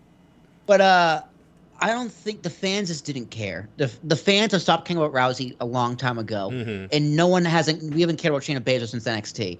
So I don't think that would have made a difference in terms of reaction to the match. It would have been cool, right? There's more authenticity. Yeah. And it made a little more effort, but people are still going to chant boring and boo the match. Because it was boring. You can do what you want with it. Like it's a technical match, so it's not that entertaining. It's sportsy, but it's not entertaining. But my big thing with that is, if you mic that, they pandered. I think they broke kind of a rule here. You need to pander to the audience that's in the arena, not the audience on TV. And I think that was the big misstep. It's particularly in this moment here. Pander to the audience that paid the ticket to be here. Not give a fuck about us. You can have Michael Cole explain to us the rules, if need be. But the audience in the arena should have heard everything that ref said before the match. That's really my only thing there. Obviously, Shayna won, and Ronda posted this the next day or a couple days after on her Instagram. She said, essentially, Baszler, you were the reason I got into this business. Now I have no reason to stay. My question to you is, Will, have we seen the last of Ronda Rousey in a professional wrestling ring? I think for a long time, yeah. She did just have a child within the last year, too. There's no buzz. There's nothing there. Like, I see Ronda Rousey and I go, I forgot you're on the roster. It also shows you the strength of the roster. No, the women's division sucks. I would disagree. It does not suck. Like, this was AEW. Ronda maybe Rousey I would say they're not too great. I mean, AEW's women's division has a lot of other issues, but in particular, compared to WWE, WWE, I think, is leaps and bounds ahead of them. Yeah. I mean, in terms of their top stars, they got 3 or 4 top stars, but that's it. Tell me you're not into Maxine Dupree's little disaster suplex she did the other week? I totally forgot who that was. Yeah, Rousey, just there's nothing there. The star power's gone. She hasn't had a believable feud since Becky Lynch. Honestly, like, there's one. Charlotte even fell flat. That's Charlotte, right? Like, your biggest rival. So, like, even if you did Becky Rousey right now, I still don't think people would care. It's just I don't think there's anything you can do to save it. And part of it's her fault, part of it's not her fault. It's just that's just the way the cookie crumbles Yeah, sometimes. and I think So some. is this last we see of her? Fuck, dude, I hope so. I didn't hope so. I think she still has a legendary run. I still think she's a Hall of Famer in the WWE, especially after that 1 year. I just think, sometimes you need time off. And I think this would be good for her. Give her time off. Let dust settle, let her come back refreshed. If she does want to come back, in and of itself. So this is a good time to disappear, especially if her goal was to get Shayna over, and we're letting Shayna run a little bit more freely, which it seems to be the case after watching Raw. Then yeah, let this happen for a while. Shayna even stole one of Ronda's moves, which is kind of funny. As well. She got a bell rung too. What, Shayna or Ronda? I thought she was Shayna. I thought she was legit the knee. Oh no, she got a shiner on her face. Yeah, I thought she was like legit concussed. No, but she got hit. She definitely got hit. So there's that. So hopefully, like I said, Ronda can do whatever Ronda does. She was a trailblazer. She was an attraction that helped bring eyes to the product, and especially in her first year, she did really well. And she was hot, but sometimes the flame dies out for a little bit, and we'll see if it ever gets ignited again. But I would be remiss if if I would say like, oh, she's done, because she may never be done. She's a freaking super athlete at this point, and she's an attraction, so there'll always be something for Ronda to do, even if it's outside of the wrestling ring. But moving on to last but not least, is we're not going to talk about the Battle Royal, because it's the Battle freaking Royal. What are you going to talk about it? It's not the Royal Rumble. Logan Paul did what he said he was going to do. He beat Ricochet and had Ricochet's fiance say his name, who was wearing the same colors as Logan Paul. He also hit the worst leg drop of all time. Look at this fucking picture. It was a split leg drop. It's the same thing Naomi used to do. I think he was trying to do the Hogan leg drop though. No, he did that on purpose. It's supposed to hit, it's him doing a split on purpose, because he calls it like the Hogan something. But it wasn't the Hogan leg drop. He caught his leg on purpose and split down into a leg drop. Did he call it the Hogan Paul? No, it's not the Hogan Paul. It's called the Hogan something or something. Michael Cole said it on commentary. What? Yeah, Cole said I forgot. Yeah, but no, it's called a Hogan something. But listen, I had my concerns about having this match go on first, but they pulled it off. A little clunky. A little bit. At times. A little bit. Logan Paul is still a little green. Which is fine, but it worked. Yeah, I mean, he's got it down. He's got the basics down, even intermediate down, but little green sometimes. Like, there was a few times he was supposed to fall forward, but he fell back. Yes. Where he's supposed to fall backwards, and he fell forward. Yeah. I forget what Ricochet did. It was like It was kind of like the code breaker thing that Ricochet does. Yeah, and he fell the wrong way. He fell the wrong way. Although like little things like that. I also kind of looked at it again, and I felt like Ricochet pulled him in that direction as well, and it seemed kind of off. It's not Ricochet's fault. Yeah. Ricochet did everything. Like Ricochet for once didn't botch. Yeah. No. But yeah, the match was great. I have no issue with the match. It was fun opener. He's like, say it again. Never mind. I'm just surprised he stayed that long, like pandering to everything when he had to get on a freaking flight. He's got a private plane. He did, and he made it just in time too. Of course he did. He made it just in time to walk his brother out to the ring, who beat Nate Diaz, obviously. Yeah, beat him the fuck up. I can't wait. He walked him out. He walked him out. Okay. Damn. Yeah, he didn't even change. That's wild. He didn't even change out of his gear. He was still in his ring. Yeah. Listen, man, with Logan Paul, I mean, which he will never do because he has so much other business that he has to attend to. But if he can get some sort of level of consistency in training and stuff, he's going to be fine. Oh, dude, he's fighting in October. He's doing a boxing match in October. Yes. He is boxing in October. Yeah. So he's going right to fight camp. Yeah, which is absurd. But hey, he's like what, mid-20s? I think it's my age. Yeah. So more power to him. Being a little younger, 26, 27, 28 max. Listen, Logan Paul is cursed with having so much talent and so much talent in a bunch of various places that I could. April 1st, 95. He's 28. Yeah. Logan Paul's. He will be born on April Fool's Day. What a piece of shit. Yeah, you didn't know that because he wrestled on WrestleMania on his birthday. That's right. I forgot. Yeah, Logan Paul's one of those people. He's gifted with so much talent and so much, business acumen that it's different. He's kind of a jack of all trades, so he's never really focusing on one thing consistently at a time. Mm-hmm. Which is great. It's great to be a jack of all trades. This guy was fucking Vine famous, dude. Yeah, I would just love to see him as a more consistent character because you and I see it, and a lot of other people see it. If he focused a lot of his energy on professional wrestling, dude's a freaking star. Here's the thing, though. He makes more money being an attraction. No, he does. No, you're absolutely correct. It's a win-win for everybody involved. Like, here's the thing. If he wrestles too much, what happened to Ronda Rousey is going to happen to him. Fair. But Rousey, I'm not saying Rousey shouldn't have done the year. I'm saying Rousey did do it the right way. No, Rousey did it the year because she knew she needed to gain respect of the people in the locker room. Exactly. Logan Paul is just like, the fuck do I care about your respect? Yeah, but he still has respect of the people. Like, it's hard for someone to come in who's just an attraction and you get the main event against the top guy in the business. Yeah. So it shows that they respect him in some way, shape, or form. Like I know, dude. I feel like a lot of people in the back will probably irk that he has a pull to decide when he goes on the card and then just leave. Well, remember, it wasn't necessarily pull. Remember, you pointed to me that he was asking. He requested it. Yeah, he requested it. So but it's not up to him to decide. The balls. The balls on that guy. Like, I think people in the back being go, the fucking balls on this kid. Yeah, get mad, but he's your attraction. He's the guy that's bringing in some casual people outside of wrestling to see him stuff. You kind of have to cater to your attraction sometimes. Yeah. I mean, hey, WWE could have said no. Exactly. I'm a little surprised they said yes, but at the end of the day, I guess it really didn't matter. It worked for out them. the best for everybody. Fuck it, let's make him go first. Whatever. Yeah. It doesn't matter to me.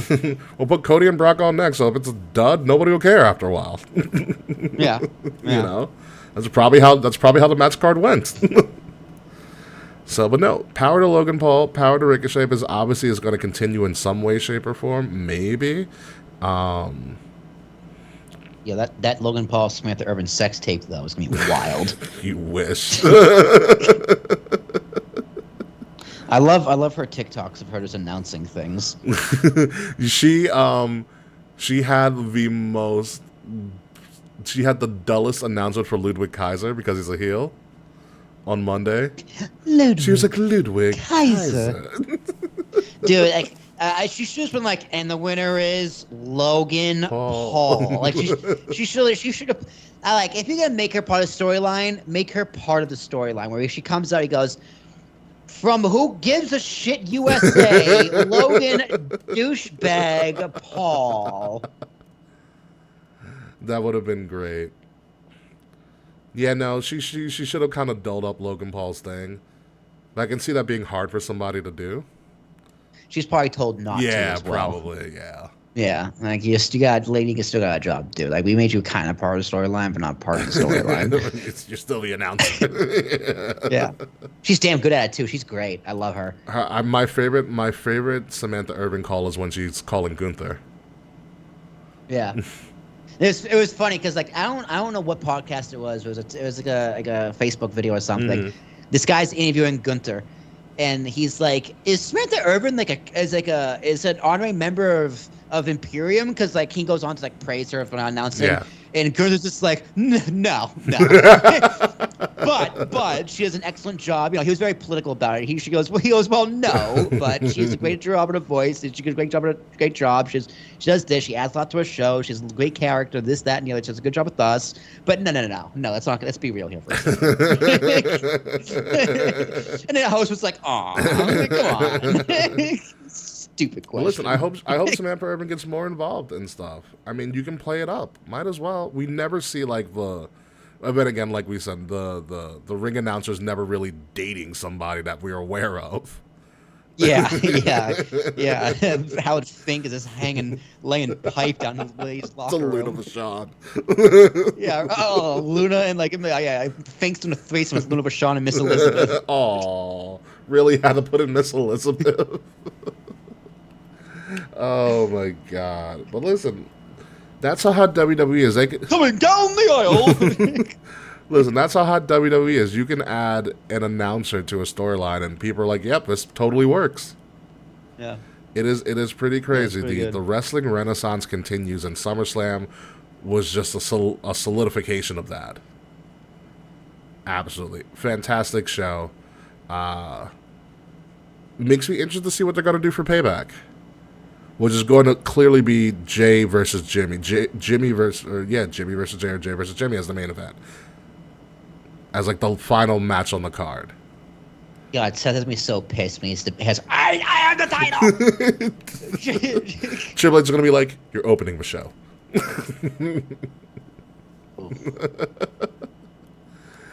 Who knows? Well, I mean, Payback writes itself. Obviously, Jimmy wants Payback for Jay. There's your last match on the card. Yeah. There it is. Yeah, that makes sense. Yeah. Makes absolute sense. Ladies and gentlemen, that's all we have for the show this week. Fantastic SummerSlam. No news from the AEW crowd tonight, although I did see that the Hardys and the Young Bucks were in a tag team match. Tell me where you've heard that before. And the FTR and the Bucks are all in England. That's a match. Oh, so we announced 2 matches for All In so far. All right. We are getting somewhere, AEW. We are proud of them. We got 2 matches, so these are going to be like, what, 2 hour-and-a-half long matches for 80,000 people in attendance? That has to. So far, bless you. Bless you. So the other match is what, MJF and Adam Cole, right? Yeah. So we got MJF and Cole, FTR versus the Bucks. Okay, good starts. No CM Punk? Nothing yet? Was the match with Ricky Starks not that great? Did anybody watch that match, or were we all watching SummerSlam? Who knows?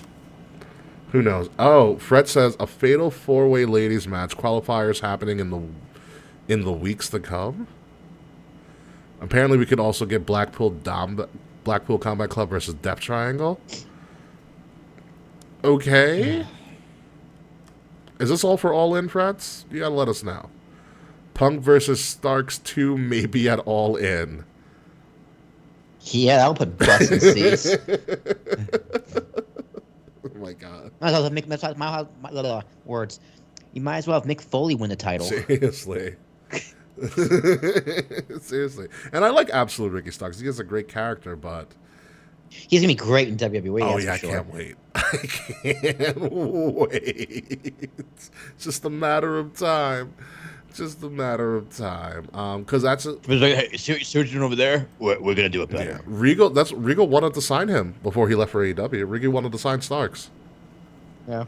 but he wasn't able to. But be it as it may, it is what it is. Kayfabe, I hope you're doing all right. We have not heard from you at all. I don't have any messages from Kayfabe either. So hopefully Kayfabe's doing all right. We'll have to check up with them a little bit later. Just make sure they didn't kill anybody during Tribal Combat. But until then, folks, let's get out of here. Let's do some post-show shenanigans. I can tell you about how my friend got hit by a car. K-Combat. Mortal K-Bat or something like that. Fatality. Flawless victory. Let's get out of here. Hit me with that sweet, sweet music there.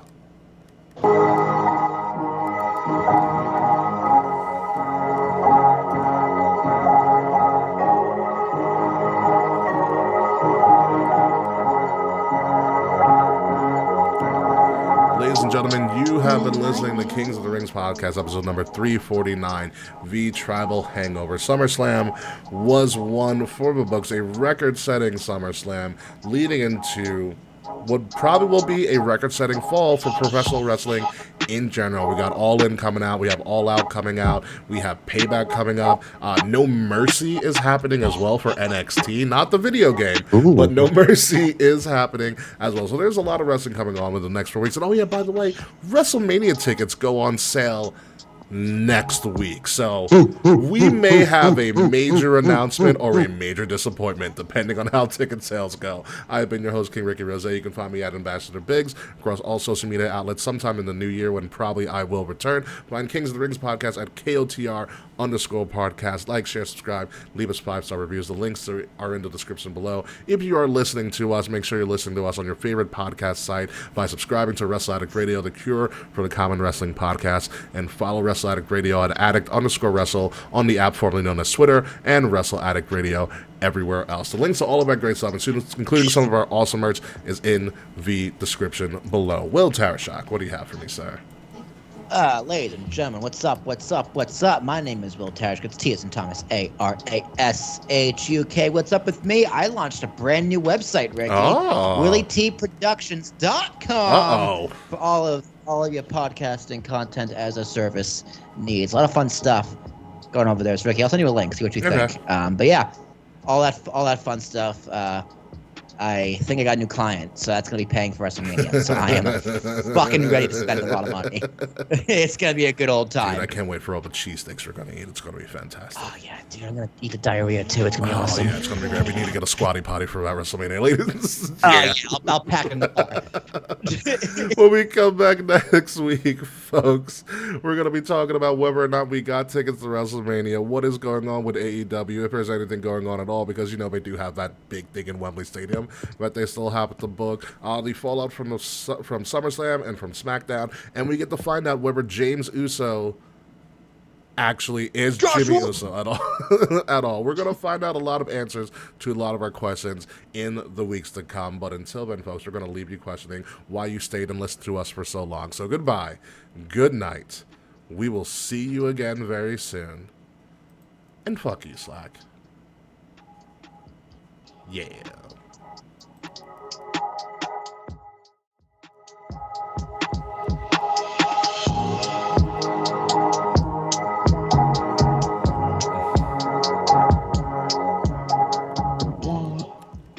All right. That was fun. Yeah, it was a good show.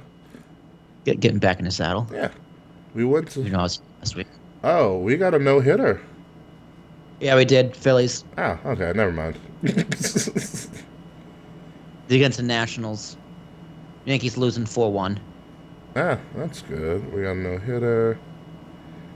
Blah, blah, blah. NCAA trying to transfer rules. Dallas Mavericks, what? Ow. All of my updates are now coming now that I've actually touched my phone. Blah, blah, blah. Disney Plus is cracking down on password sharing in 2024. Interesting. Oh, I get mine through Hulu, so I wonder when that's going to work. Yeah, I told you, fucking Netflix made millions of dollars after their bullshit. Everyone's going to start doing it. Mm-hmm. Those fuckers. Yeah, too bad Max doesn't get the hit. You heard about how Max lost they almost lost 2 million subscribers after the name change? Yeah, because no one knows everyone knows HBO. Yeah. It's like, it's not HBO anymore? No, it is. What? No. There is the talk that I saw that Warner Brothers Discovery is looking to do live programming on Max, like live sports programming on Max. Yes. That's why AEW hasn't gotten. That's what Zarian talked about this. He says there's no capabilities for live yet, but it's something that Warner Bros. Wants to do, which is smart. I'm surprised they didn't have that in the bag in the first place. Well, it's not easy to do. Fair. Because that could help out with a lot of AEW stuff. Yeah, I'd watch AEW if it was available on Max. Mm-hmm. Even rewatches of stuff like Dynamite or Collision. No one really wants to watch Rampage. Yeah, I'd probably just watch Dynamite, honestly. Maybe Collision. I like the Collision sets more than I do a Dynamite set. So I think the Collision set is pretty freaking awesome. But we'll see what happens with that. Oh, I know what we can do. Let me pull up an Am I the Asshole? Haven't done that in a while. I feel like we haven't done that in a month. I missed a few shows, that's why. I didn't do any with Kay. Too much. Oh, my laptop update. All right. Yeah, I had that way too. Do you have Windows 11?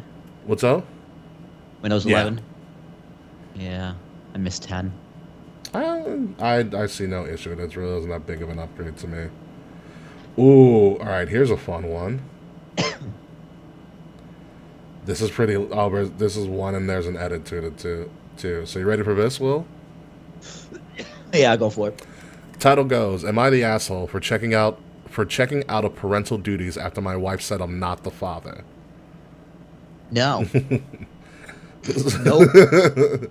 No, you're not. Next. All right, let's read it. My wife and I have been married for about 4 years. She brought 3 kids from the previous relationships into the marriage while I have none. They moved into my house after the marriage because I live in a better school district. Obviously, we've had our ups and downs, but overall, it's been good until a couple of weeks ago when I woke up and found a large dent running down the entire passenger side of my car. Holy crap. The dent is about a hand's wide, starts at the front fender, and runs down all the way to the rear tire. What the hell happened? I was furious and I thought someone sideswiped my car. That's not a sideswipe, dude. A bear. Maybe. I checked our doorbell camera to see if it recorded anything and was surprised to see our 16-year-old daughter sneaking out of the house in the middle of the night and driving off in my car. And they'll do that to you. She later returned hours later, stumbling into the house. Oh, she was drunk. Outside the house. She was drunk as shit. Outside of the house. Outside of those 2 events, the doorbell camera didn't record anything else but a couple of passing cars but didn't come close to mine. I angrily showed my wife the recording and I told her our daughter needs to be punished, but she said she'll talk to her. I argued that talk isn't enough, which led us into an argument. My wife argued that the new family dynamic has been hard on the kids, while I argued that it doesn't excuse the damage done to my car. I wanted her to agree to ground our daughter from social media and make her get a job to pay for the damage. Okay, sounds fair. I'm gonna go punch that girl in the face. Like, the family dynamics causing me problems as a father. We argued. Oop! Oh, you don't like that excuse? Yeah, 'cause it's a dumb one. We argued for hours until she said I don't get a say in any punishment because I'm not her father. That ended the argument and I walked off. Since then, I've checked out of my parental duties. I've been an adult and still make sure the kids are safe and fed, but I haven't done anything a father would do. We had doctor's appointments for last week for their checkups because they play sports in school, and I refused to drive them, causing my wife to have them to take off work. They start school next week, and I've dropped them off ever since they moved in, but I told my wife she'll have to do it this year. She argued she can't because of her work schedule, and I answered a mother would figure it out. Whew. Oof. Oh. Yeah. Damn, bro. We went straight for the jugular. Yeah. She called me a child and to grow up. I think since I'm not the father, I don't have to take on the responsibilities of one, but obviously she disagrees. He says, am I the asshole? There's an edit / an update.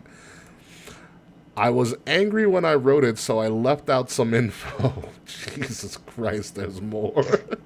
Oh, yeah, he's guy's an asshole. My wife wants me to report it to my insurance as a hit and run. She said that way no one has to pay for it. I argue that I'll have to pay for it in the long run because they'll jack up my rates. Yeah, what are you talking I'm not about? ignoring. What do you mean no one's got? What do you mean no one paid? You fucking idiot. I'm not ignoring the kids, and I still talk to them daily. I just don't do or make any parental decisions, like I stated above. Also, the other day, our son asked me if he should play basketball or football, and I told him to go ask his mother. Okay. All right, this fucking guy. So, when I first heard this title, I thought it was like by birth. I thought right? so. Like I thought so too. Not like he married. He should have clarified. Like, he married into this situation. Correct. So, you're definitely petty. Yeah, extremely. You may not be like a little bit of an asshole, but yeah, you're definitely petty. You're most definitely petty. fucking petty. Yeah. It's like a Becky Lynch level of petty. Yeah, dude, it's like you still have responsibilities to these kids because you said you're going to take care of these kids when you married their mother. Yeah. You knew this coming into it. Yeah. You know. So, yeah, bro, you're kind of a fucking asshole. Here's my other question for it as well. Is the biological father still in the picture? That's a really good question. Because he makes it seem like, well, she should do it by herself. So it makes it seem like she's a single mother, but like, where's the biological father? Like, I'm assuming no. I'm assuming no too, because like my next guess would be like, all right, so you're not the father. She might know who the father is. So why couldn't you be like, well, what does her actual father say? Yeah, where's the actual dad? Yeah. But he doesn't state that at all. But yeah, it's kind of assholey. I'm kind of neutral. I'm wondering. Yeah, bro, you're kind of a dick. I Yeah. sympathize for you, but you're kind of a dick. I wonder, Like, did he go ever take care of that report it shit with to your insurance? car. Yeah, like it's But still your car, dude. Like, oh, most definitely take that shit to insurance. What are you nuts? yeah. Like, ugh. Yeah, I mean, honestly, his rates are going to jack up regardless. Either he says it's a hit and run or he tells the truth. Yeah, dude, they tried increasing my insurance by like $600 For what? for the year. And I'm just like, you can straight up go fuck yourself. Yeah. And I switched. I switched very quickly. Yeah. Yeah, so that was, wow, that was a heavy hitter. I wrote this when I was angry, so I left out some info. Yeah, clearly. No shit. Let me see. All right, this seems really funny. It says, "Am I the asshole for serving my sister-in-law dinner on a kid's plate?" Oh, please. Yeah, definitely petty. Okay.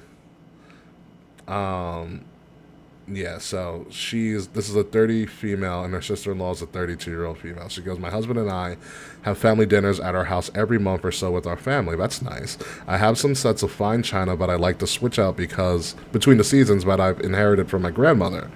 When we have our get-togethers, I serve dinner on these plates. My mother-in-law compliments them every time. My sister-in-law, however, has made comments to me that they're not her style. I honestly didn't think twice her comment about it until this past February when one of my plates was put in the sink, broken, chalked it up to an accident. Dude, that sucks." That really Yeah. sucks. Not the asshole. Confirmed. In April, we had another dinner. This time, her sister-in-law was carrying both her and her boyfriend's plates to the sink and accidentally dropped both. So now there's three of your grandma's fine china broken in the span of like 2-3 months. Again, no biggie at all. In May, she broke 2 more plates, and in June, she broke a plate and a cup. At this point, I was catching on. I brought up these concerns to my husband, and he brushed it off as accidents. That's not an accident if it's happening once a month. I told my mom, and she said she thought my sister-in-law was doing it on purpose and got me a camera to put in my dining room. In July, we had dinner, and I had the opportunity arise. My mother-in-law, sister-in-law, and her boyfriend joined us for dinner. While our plates were still on the table, my mother-in-law asked how my plants were doing, and I said I'd show her. I told my husband to follow us outside so he could show her the plant he's growing, leaving the sister-in-law alone with her boyfriend. When we came back inside 5 minutes later, her plate was broken. When they left, I pulled up the camera footage. I saw her stand up when we walked out and peek around the corner and then throw the plate on the ground. I kept this video to myself. That brings me to this past weekend. We had our family dinner and we were joined by my in-law, sister-in-law, and her boyfriend, as well as my parents, siblings, and niece. That is a large dinner.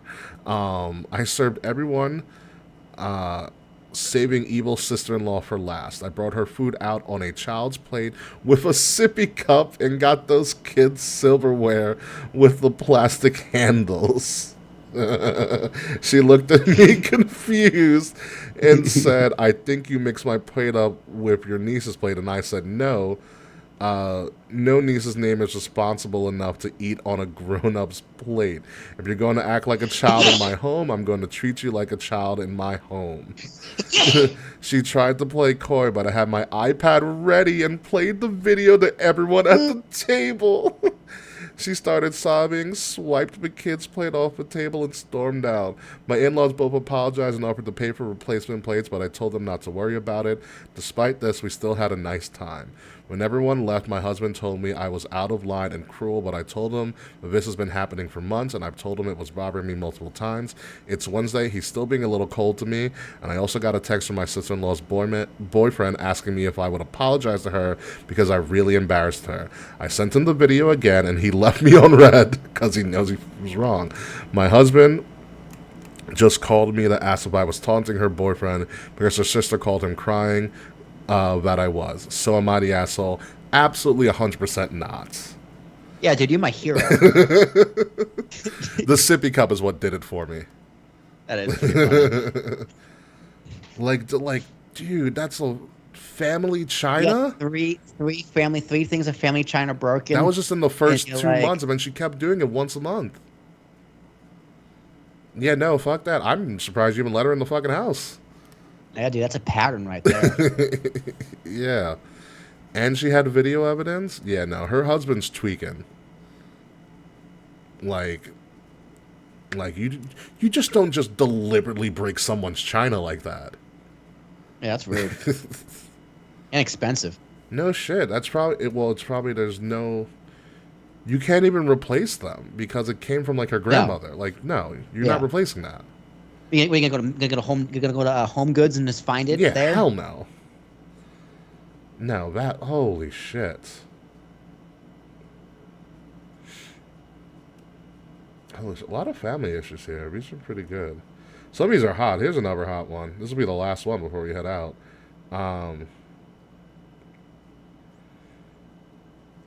Where was it? I just had it too. Ooh. Oh, this one's good. Maybe. Okay. Last one. Another lengthy one, but this seems like it's got some meat on its bones. Oh, this one has a bunch of edits, that's why. So this says, am I the asshole for telling my brother's fiance that we don't owe her a family? Wow. Okay. So this is a 25-year-old female. Her stepbrother Nico has recently got engaged to a woman called Jenny after dating for 2 years. We all tried to welcome Jenny, especially knowing that she grew up in the foster care system and didn't have family. We tried to get to know her, but she seemed to want an instant intimate connection rather than building one. She's in foster care. That makes sense. Me and my younger stepsister, Chelsea, who's 22, bore the brunt of her neediness, but our parents have also expressed concerns. This is something that could be treated with therapy and also people having a little bit more empathy of understanding where she comes from. She comes from the foster care system. Stability they will cling to, sometimes in maladaptive ways because they don't know any better. Since she met us, she's been trying to insert herself into pictures, family disputes, and social events. She has no boundaries. We've all talked to Nico about it so many times, even sitting him down as a family, and he keeps saying he will talk to her, but nothing changes, and it's gotten worse since the engagement. She tried to make me her maid of honor, demanded my mother throw her a bridal shower, started calling my parents mom and dad, even though they asked her not to, and reached out to distant family members that we don't even talk to tell them about the engagement. Last week, we were all staying at our parents' place. Jenny, Nico, and my boyfriend were the only ones not up yet, and the rest of us were in the kitchen. Chelsea, my mom, and I were talking about taking a weekend trip. Jenny came in, having overheard us, saying it sounded like fun and proceeded to invite herself along. I was pretty annoyed by this and said she couldn't just invite herself. Jenny said, why wouldn't she be invited? And I said, because marrying Nico doesn't give you a blanket invite to every single thing this family does. Jenny got upset and said she would really like to be included in our family since it was the only one she knows. She doesn't have a proper family. I said, I know that, and we all sympathize, but that doesn't mean we owe you a new one. The whole room was silent, and Jenny got up and went back upstairs. She didn't come out the rest of the day, but Nico came down to chew me out over what I said. Our parents defended me, saying that he had an opportunity to talk to Jenny, and he didn't. He and Jenny left the same day, and he's now only keeping low-level contact with everyone. When I've spoken to him, since he's just said I went way too low with what I said to Jenny, and that I've set her back mentally, and that she's really down. I do feel bad, but I also feel like Jenny has been overstepping. We're all open to a relationship with her, We all have good relationships with partners in the family, but she never really made a genuine effort to build relationships with us. She just decided that she was entitled to them which I think isn't fair. I don't know if I should reach out to Nico or Jenny with a more fervent apology, which I will if I have really screwed up here. I just don't want to be the reason Nico stops talking to us. I just feel like he dropped the ball by letting it get to this point. So here is edit number 1. Okay. She goes, okay, I'm adding this because I thought it was implied, but maybe not. We do push back when Jenny is being intrusive. I can't count how many times I have said, Jenny, I'm not comfortable talking about my sex life, therapy, medication, etc. It's really personal. Can we just change the subject? We move on from the conversation, but the next time I talk to her, it's back to square one. Same with my parents. They politely ask her not to call them mom and dad, and she stops for the duration of that conversation, and then starts again next time. We've never had a more in-depth conversation with her. We offered, and Nico said no. He would talk to her. So here's edit number 2. For everyone saying I should consider Jenny's family because she's engaged to Nico, that isn't what I meant with that comment. I commented this elsewhere, but I'm copying it because it encapsulates what I was trying to get across. I never said or meant that she isn't part of the family. You kind of did. I guess what I meant with what I said... Yeah, you did. Yeah. What you did. That's exactly what you said. I guess what I meant with what I said was you can't parachute yourself in and expect us to be family you deserve. Well, then you should have said that, because the family every person deserves is one with their mom and their dad, and it's happy, and it's from birth, and you don't have to do anything to earn it. That's an idealistic statement. Sadly, not everyone gets that. I know I didn't. I know how much it must suck for her to feel like she has to work for what other people got for free. I have a shitty biological dad, so I kind of know. So you should have had more empathy. You think, why do I have to be good and clever and kind and a million other things to have a good family while all anyone else has to do is just be born? And it's the worst. But when you come into a family that already exists, that's the way it is. They learn to love you, and it takes time. My stepdad didn't love me the second he met me, or loved me just because he loved my mom. He got to know me and figured out who I was as a person, and he loved me for me. We wanted to have an opportunity with Jenny, and maybe that doesn't feel good enough for her, and I guess it's not really fair that she doesn't have the other kind of unconditional love, but I don't think that's up to us or anyone to fix. That's just my view. I have issues with this whole thing. It's messy, dude. This is a messy one. There's a lot going on. There's a lot here. Let's talk to the foster care person, Jenny. This would be what I would consider a normal reaction to an abnormal situation. She never really had a family. The foster care system in America is shitty. Trash. Absolutely shitty. Yeah, really trash. It is highly likely that as a youth, she bounced around from house to house, experiencing trauma after trauma and never having any sort of stability. So it would make sense that, hey, what's up, Broadcast, by the way? I missed you guys. But it would make sense that she would try to have some sort of clingy-like behavior. Okay? I understand setting boundaries, and setting boundaries are a good thing.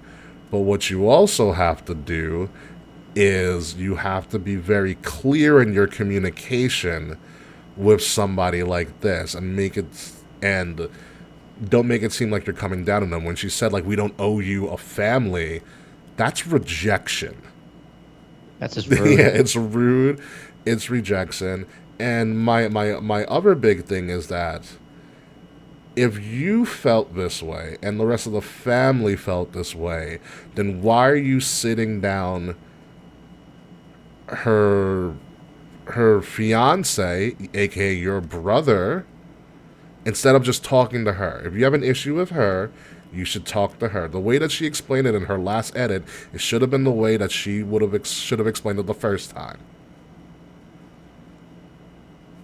But it might take time to sink in. Yeah, sure, because the foster care system is probably the only thing she really knows. But you got to have patience, and it kind of irks me that she was like, oh yeah, my biological dad hated me, I didn't have a great relationship, and my stepdad took time to learn me. Like, then how come you don't have the same patience that they gave you? Well, Ricky, hurt people. Yeah, right? Yeah. Like, literally, it's like, well, it's I'm not saying it's nearly the same thing, but like people who are molested are more likely to molest. Yeah, it's Hurt people hurt people. Yeah, it's kind of that thing. It's the sexual assault paradigm, because usually they either become very hypersexual, or Yeah. they become very like essentially like abstinent. Yeah. You know. So yeah, I wish there was a little bit more empathy in that situation, because I think she's kind of the asshole here. Like, she could have approached this a lot better. Yeah, probably. I think that's a safe bet. Yeah. That's a safe assumption to make. Yeah. Like, there's no harm in saying, hey, I understand you, like, no time pulling someone and say, like, hey, I understand you want to be involved in stuff, but, like, we just met you. We got to get a chance to get to know you a little bit better. Yeah. You know, instead of like, oh, no, we don't owe you a fucking family. Well, I mean, well, it's like, like, kind of married into it. Right? Yeah, like you kind of do. Like you don't get to pick your family. True. Mm-hmm. You also don't get to pick. You also don't get to pick your extended family. Yeah. Yeah, that's true. I mean, yeah, does it take time to form bonds too? But you know, with someone who's never had a bond, really wants to form a bond quickly, like, sometimes you got to sit them down and like explain, like, here, this is where I'm at. Like, be an adult, have a conversation, and be like, hey, this is where we're at now. You know, I don't want to rush into this. Like, we want to get to know you and stuff. Yeah, relationships, like, you know, build a relationship, it takes two sides, right? Yeah. Two people need to make the effort to make a relationship. It's not just one. Yeah. Ever. Yeah. Yeah, never at all. So that's on that note, yeah, wrestling was great. Wrestling was great. Yeah, no, wrestling was great, but that was an interesting. I actually want to see what the comments were on that one. See what people said about that. Oh, get hit by. I hope you take your dad's truck out drunk and come back and it's trash and you cause family problems.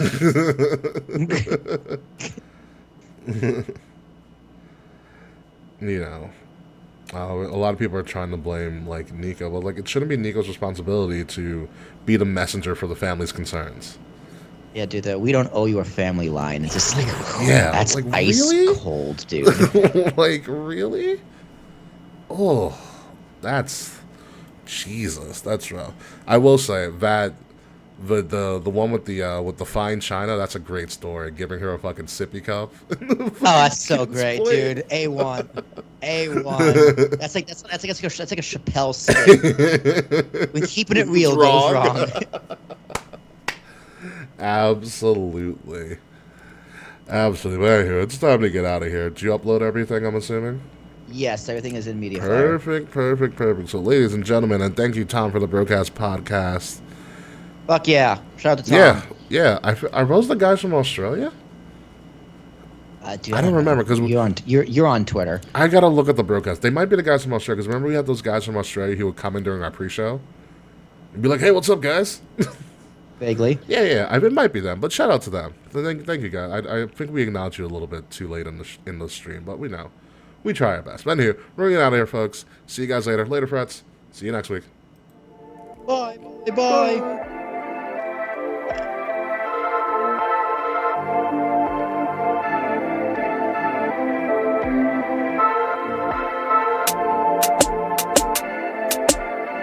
Midnight music.